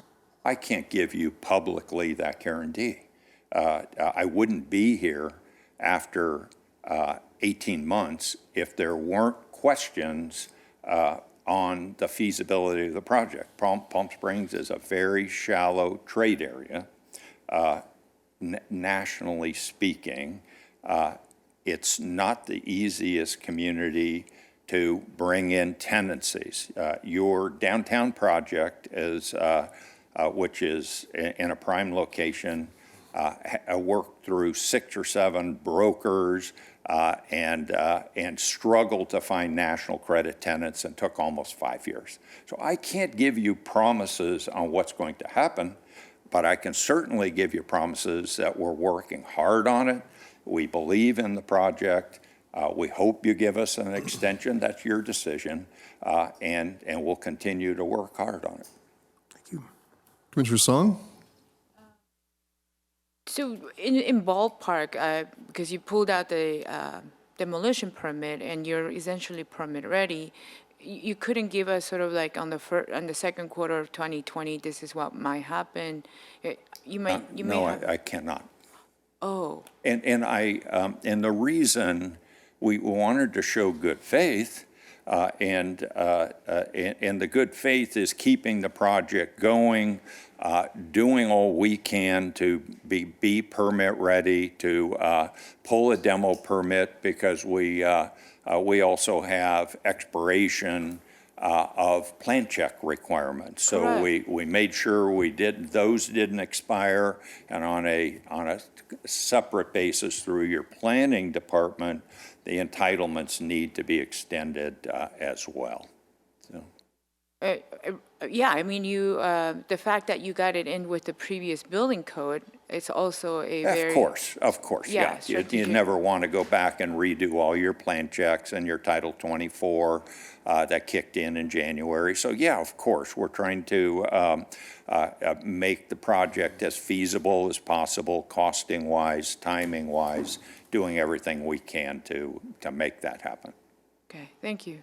You're welcome. Commissioner Hirschbein. 2 years ago, you came to us and said you had your tenants lined up. It was beyond, I'm just talking to tenants. And I was wondering what happened to those tenants that you said you had lined up. We had and have tenants that want to move forward. Our issues are more on construction costs and mitigating and trying to move forward. The project can find some tenants.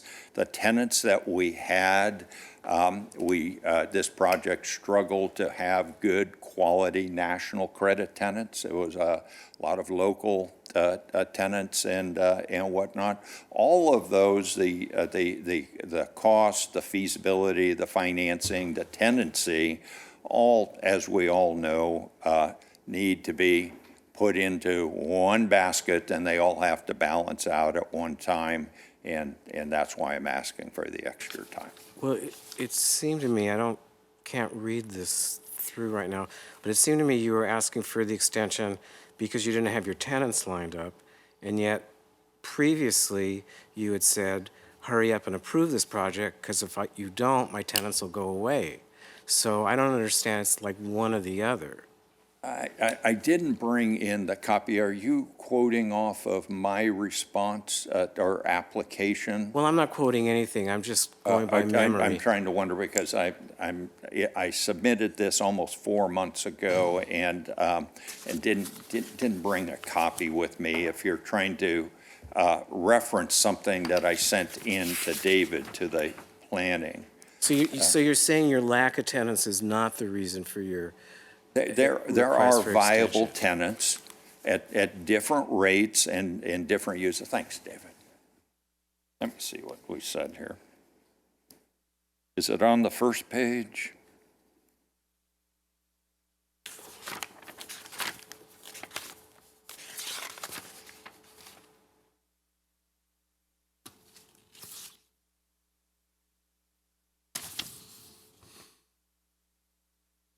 I'm not seeing the portion of the letter that you're referencing with regards to tenanting.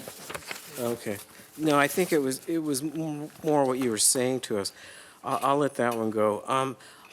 At the time originally when you were seeking approval, another time constraint that you were telling us about it was that Regal was not going to renew their lease if the project was not built with new tenants. Have they renewed the lease? I did not say that. That's two years ago. I wouldn't say something like that to you and a planning commission. I wouldn't discuss the Regal tenancy terms. Well, I didn't make that up. Having said that, the Regal lease has about 3 more years to run on it, and what I did discuss with you was that I was working with Regal on a concept to convert the theater to luxury seating, and that's a transaction between Regal and our ownership group. And yes, one of Regal's concerns with regards to going to luxury seating and committing the money and spending the money for the upgrade was who are going to be the tenants in our project that will support a lifestyle entertainment type venue that would support a theater. So that was what we were talking about 2 years ago.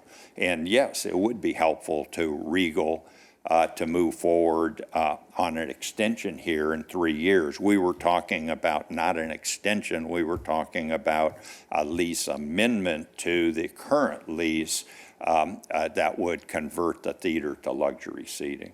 Thank you. You're welcome. I have a question. Do you anticipate the costs to change? You said the price of steel has gone up 100%. I mean, are these costs going to go down? Well, if I could control costs, I'd be an angel or something. I obviously don't control costs. Costing and overall valuation and what tenants are willing to pay for a space are all a balance. So it's not only a question of project costing, it's a question of what tenant rents are and how those all balance out to loan to value and financing and whatnot. No, I expect construction costs to go up. They were high when we bid them out about 6 or 8 months ago. We're trying to value engineer that. We're trying to lower the cost. We're trying to do everything we can to make the project feasible.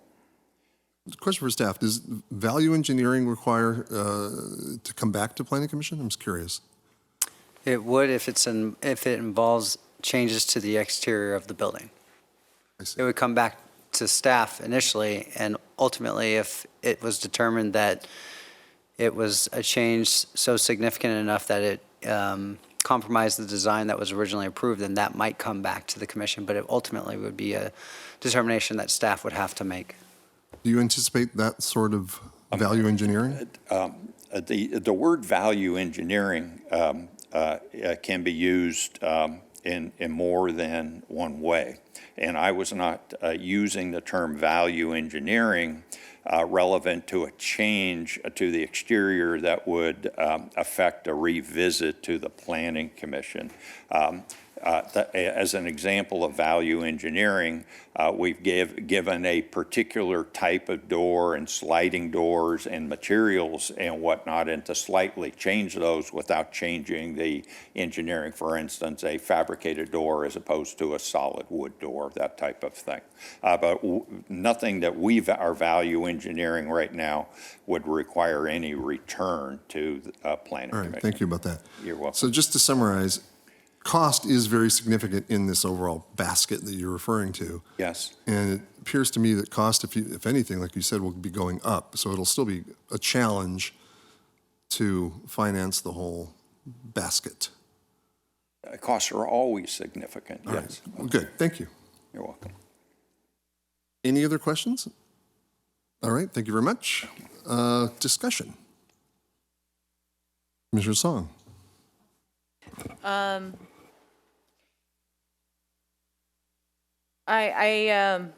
This project has been challenging, and I was looking forward seeing it in operation, seeing it on Tackwitz, and see what all the efforts that the applicant has put together came.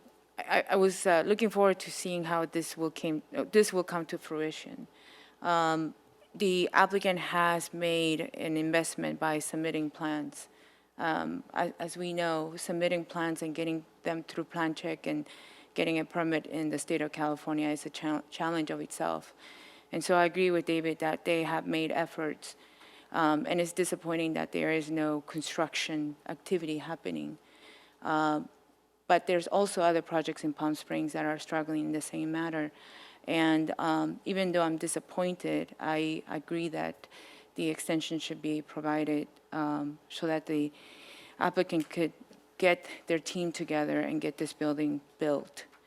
I am a bit questioning of how many times we're going to go around this, but at this point, they have almost invested $750,000. If there is no project, that would be a huge investment that they will lose. So I think there is mutual faith that this project will continue through. Commissioner Hirschbein. Yeah, I'm going to disagree with you on that one. I have grave doubts as to the viability of this project. We were led to believe there were tenants ready to sign based on our entitlements 2 years ago. I don't know who they were. I don't know who he was talking to. I don't know who he's talking to now. it just doesn't seem to me that he's demonstrated convincingly that he has a viable project or that it will be underway within either 1 or 2 years. My professional life was with a retail developer, a very successful one, and I was part of lease negotiations for many years and part of a team that was tasked with opening shopping malls and shopping centers. And I can tell you, if we could not lease a space in 2 years, it told us something about the viability of the project. If you can't lease a space in 2 years, it means you've got some serious issues, regardless of what the construction costs were. And I also want to mention that, again, if you go to criteria 7, extenuating circumstances except market conditions. Well, he cited the market conditions of steel. He cited the market conditions of the thinness of the Palm Springs market in terms of commercial leasing, and the fact that he hasn't been able to bring home any tenant deals. That's also a market condition in my reading of that term. So based on number 5, applicant demonstrating convincingly that the project will be underway, i.e. lack of tenants, and number 7, accepting market conditions from extenuating circumstances, I'm going to respectfully not vote to extend. Commissioner Donenfeld. I have to concur with Mr. Hirschbein. In addition to the things he said, the applicant was very clear with me in our subcommittee meetings that things were ready to roll, and we were the ones who were keeping him from getting things going. That simply turned out not to be the case, so I also cannot approve any extension of this project. I have a question for staff. When the demolition permit has been issued, in this case, correct? So he could go ahead and demolish the building at any time. Is that right? Yes. What would prevent him from not moving forward after that? In other words, ending up with a vacant, fenced-off parcel, which we've had many of in Palm Springs and still do. In the event that the commission denied it and the decision was not appealed, he would not have an entitlement, and a new entitlement would have to be sought. No, I'm saying, assuming we approved the extension, he went ahead and demolished the building and then, for whatever reason, wasn't able to move forward. I mean, is that a scenario that's something that certainly can happen? Yes. I mean, it could happen with any project. We've seen that in other locations in the city. Many in Palm Springs. It's been a real issue, a real problem. And I know that the city council is concerned about it because the mayor, and one of the first things he has done since taking on the role of mayor has been to start telling the public the status of these projects that have been sitting for many years. And he promised to do that, I think, every 3 months. And I've been following one, the Tova project that is partially demolished and is still sitting there with a fence around it. And that is of great concern. And I know the public is greatly concerned about these things. And in that spot next to Regal, to have a fenced-off vacant parcel would look, on Tockwitz would, in my opinion, not be appropriate. So I won't support this either. So I guess it would be a motion to deny. But I would like, Commissioner Song, you seem to have I think, Peter, you make an excellent point, that if the scenario will be that they get partial funding and they do go ahead with the demolition, and then yet we have another empty lot with fencing, that's also something that earlier I would be saying that I support that, and I do not support that. So I'm sort of getting convinced here that, in a way, when you come, have the project be ready.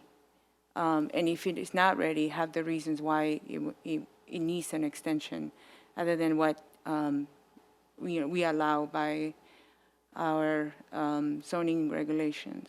So Looks like Commissioner Hirschman actually, did you want to make the motion? Did you push the button? All right, go ahead. It's to deny. Okay, so that's straightforward. Is that in terms of staff? Well, I That's mean- all we have to say? Well, they have my, they have my, Yes, the reasoning. Commissioner Hirschbein's comments are on the record, so we As all of understand his ours are. reasoning for his motion. All right, second, please. I'll second. It's not working. All right, well, seconded by Commissioner Donenfeld. Let's vote.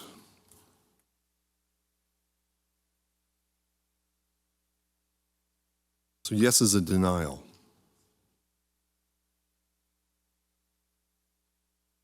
So, interestingly, that completes today's agenda because there is no unfinished business and no new business. Mr. Chairman, I have one point I'd like Yes. to bring up. I've never done this before, and this is just, it's just come to me because it concerns me. I was just reminded about this, and I'd forgotten the history of this. The pet care center, I was very concerned about it not having open air availability for animals. And I was told, I remember we had another one like this, and I was reminded that because they weren't providing an open air opportunity for the dogs and weren't letting them go outside, or the dogs particularly, that we denied the application. That may well be the case, and I'm really troubled by the fact, as much as we need these boarding facilities, I'm really troubled by the fact that they're pooping and doing all their business inside. They're never going outside. Some people will have them there for a week or so. Is there any, I hate to do this, but is there any way that we can do perhaps I don't know, my fellow commissioners, I would rely on them too, a motion to reconsider our vote? We've never, well, I know parliamentary rules allow for motions to reconsider. Particularly if you vote on the prevailing side, you can make a motion to reconsider. Yes, if you were on the prevailing side, if you voted in favor, and I believe it was a 4-0 for yes here, then any of you could make a motion for reconsideration.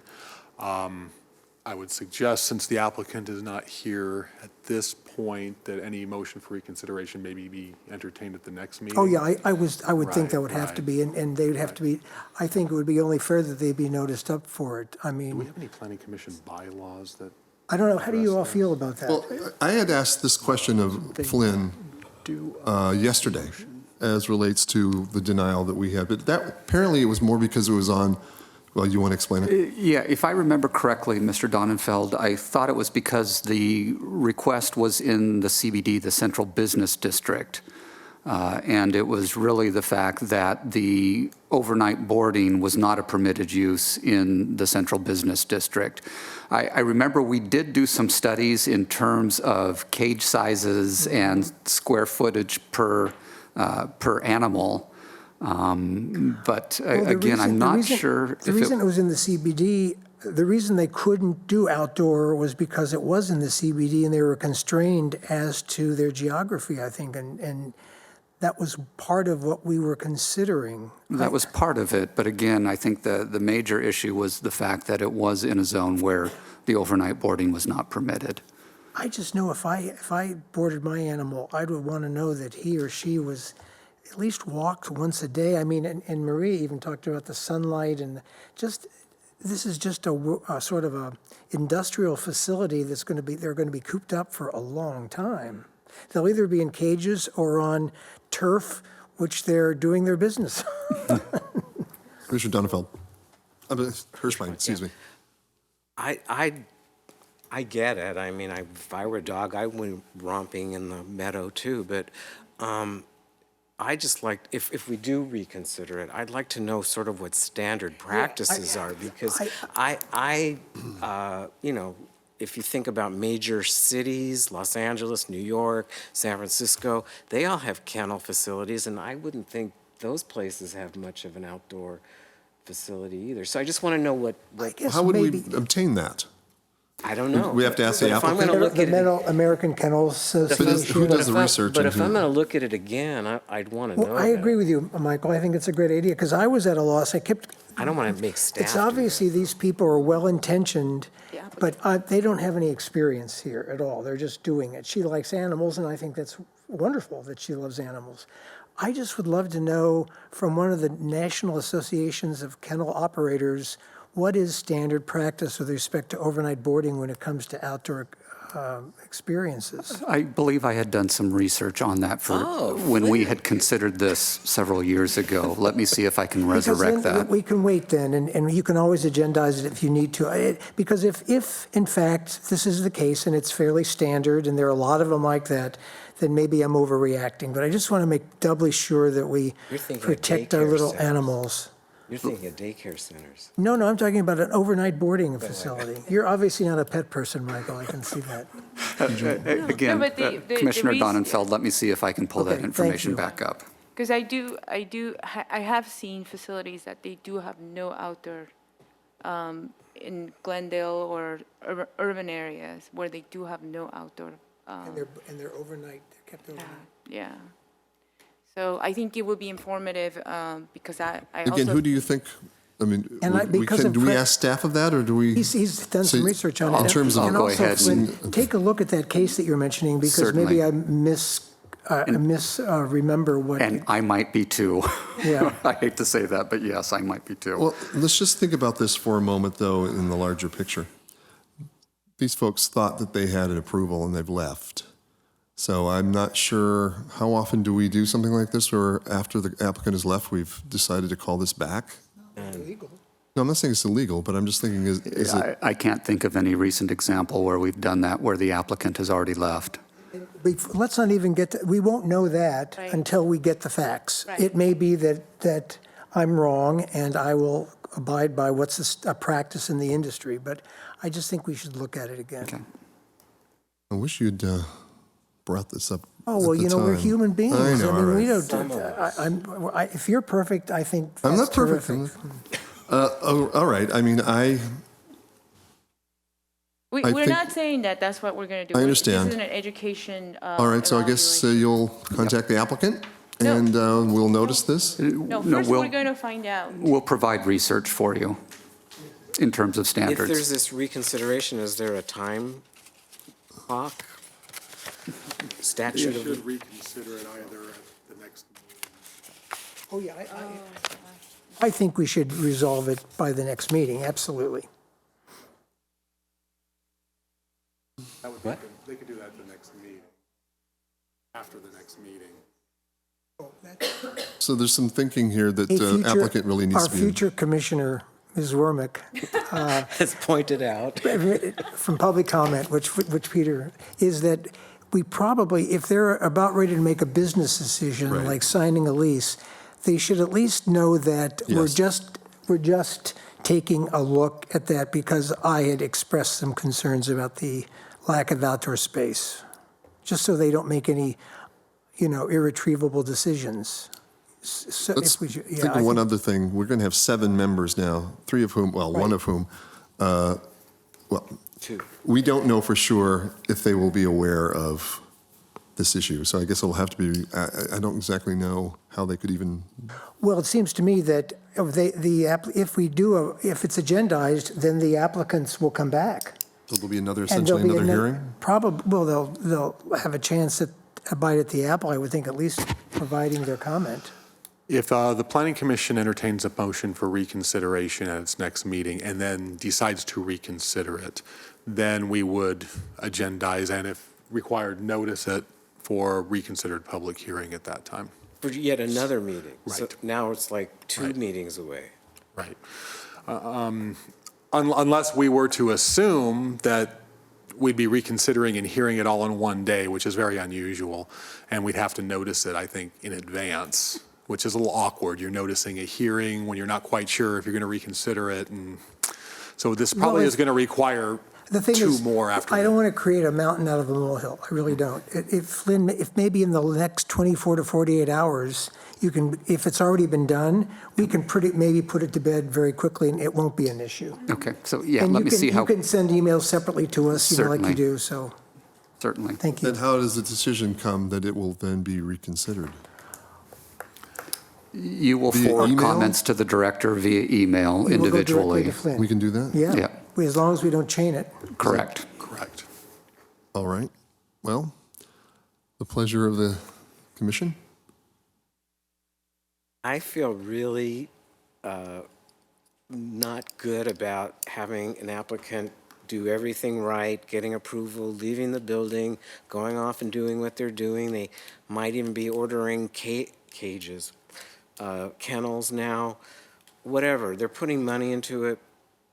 I feel awkward about that. I get our little four-legged friends need outdoor space, but on the other hand, we did let them know that it was okay. And honestly, can't imagine a kennel in New York City having outdoor space, and I gotta say, there's kennels there.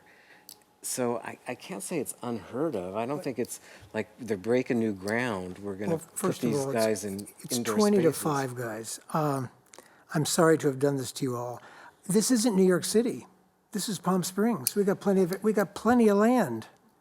So I don't know if we're guided necessarily by the New York City model. Yes, of course, New York City. My God, a walking ramp could be $1 million or more. This may not be an issue. Let's just. I'm sorry. I'm thinking about this. I don't feel comfortable either because these people came in good faith and they left the room believing that they had And it's approval. 2 bites of the apple. It just, I would be devastated if I was the applicant and not knowing that what's going to happen and if it might be 2 meetings and a new, 3 new members of the planning commission and it's awkward. And look, I love animals. Our dog is a rescue. But I think in terms of the process, in fairness to the applicant, I can't do that. Commissioner Song? Obviously, I'm outnumbered, so I'm not going to push it any further. Even if Maria's on my side, it's 2 to 2. Somebody has to break. Okay, so I'm going to cross the line and I'll say we still need the information for future. I know this is so. For future applicants who apply for the same type of use, we still need that information. But at this point, it will be for understanding and education. But we will let the decision made today lie. Because I'm the third and sorry, Doc. That's all right. And we will have an entirely new commission on the 22nd of January. Well, it's not public. Peter, can we talk about the email that we all received about the homeless? Oh, yes, certainly. That is fair game. Question? Do you want to ask? Is it normally that all planning commission, I don't know how the survey is done. Is it volunteer basis? Would you like to have a commission be heavily involved? On the homeless survey count? Yeah. It's voluntary on the part of the Planning Commission. You are not obligated in any way, shape, or form to participate in the survey. But is there a, would you encourage us to do it? Expectation. Yes. There is not an expectation that you do it. City staff have participated in the count as well as members of the 1PS organization have participated, but it is not an obligation on the part of the Planning Commission. Okay. Certainly as a civic duty, if you want to participate, that would be a wonderful thing. Okay. Good. Thank you for clarifying that. Does the planning director have anything to report? Yes, I do. Just following up on our general plan update process, one of the key things that I need to get done here shortly is the appointments to the General Plan Steering Committee. What I will be doing within the next week is forwarding you a list of proposed names for representatives on the steering committee. As I have mentioned in the past, what I anticipate having is representatives from each of the 5 city council districts. We'll have a couple of other positions, a representative from 1PS, a representative from the tribe. We may look to have a representative from the Sustainability Commission as well, in addition to having a Planning Commission member.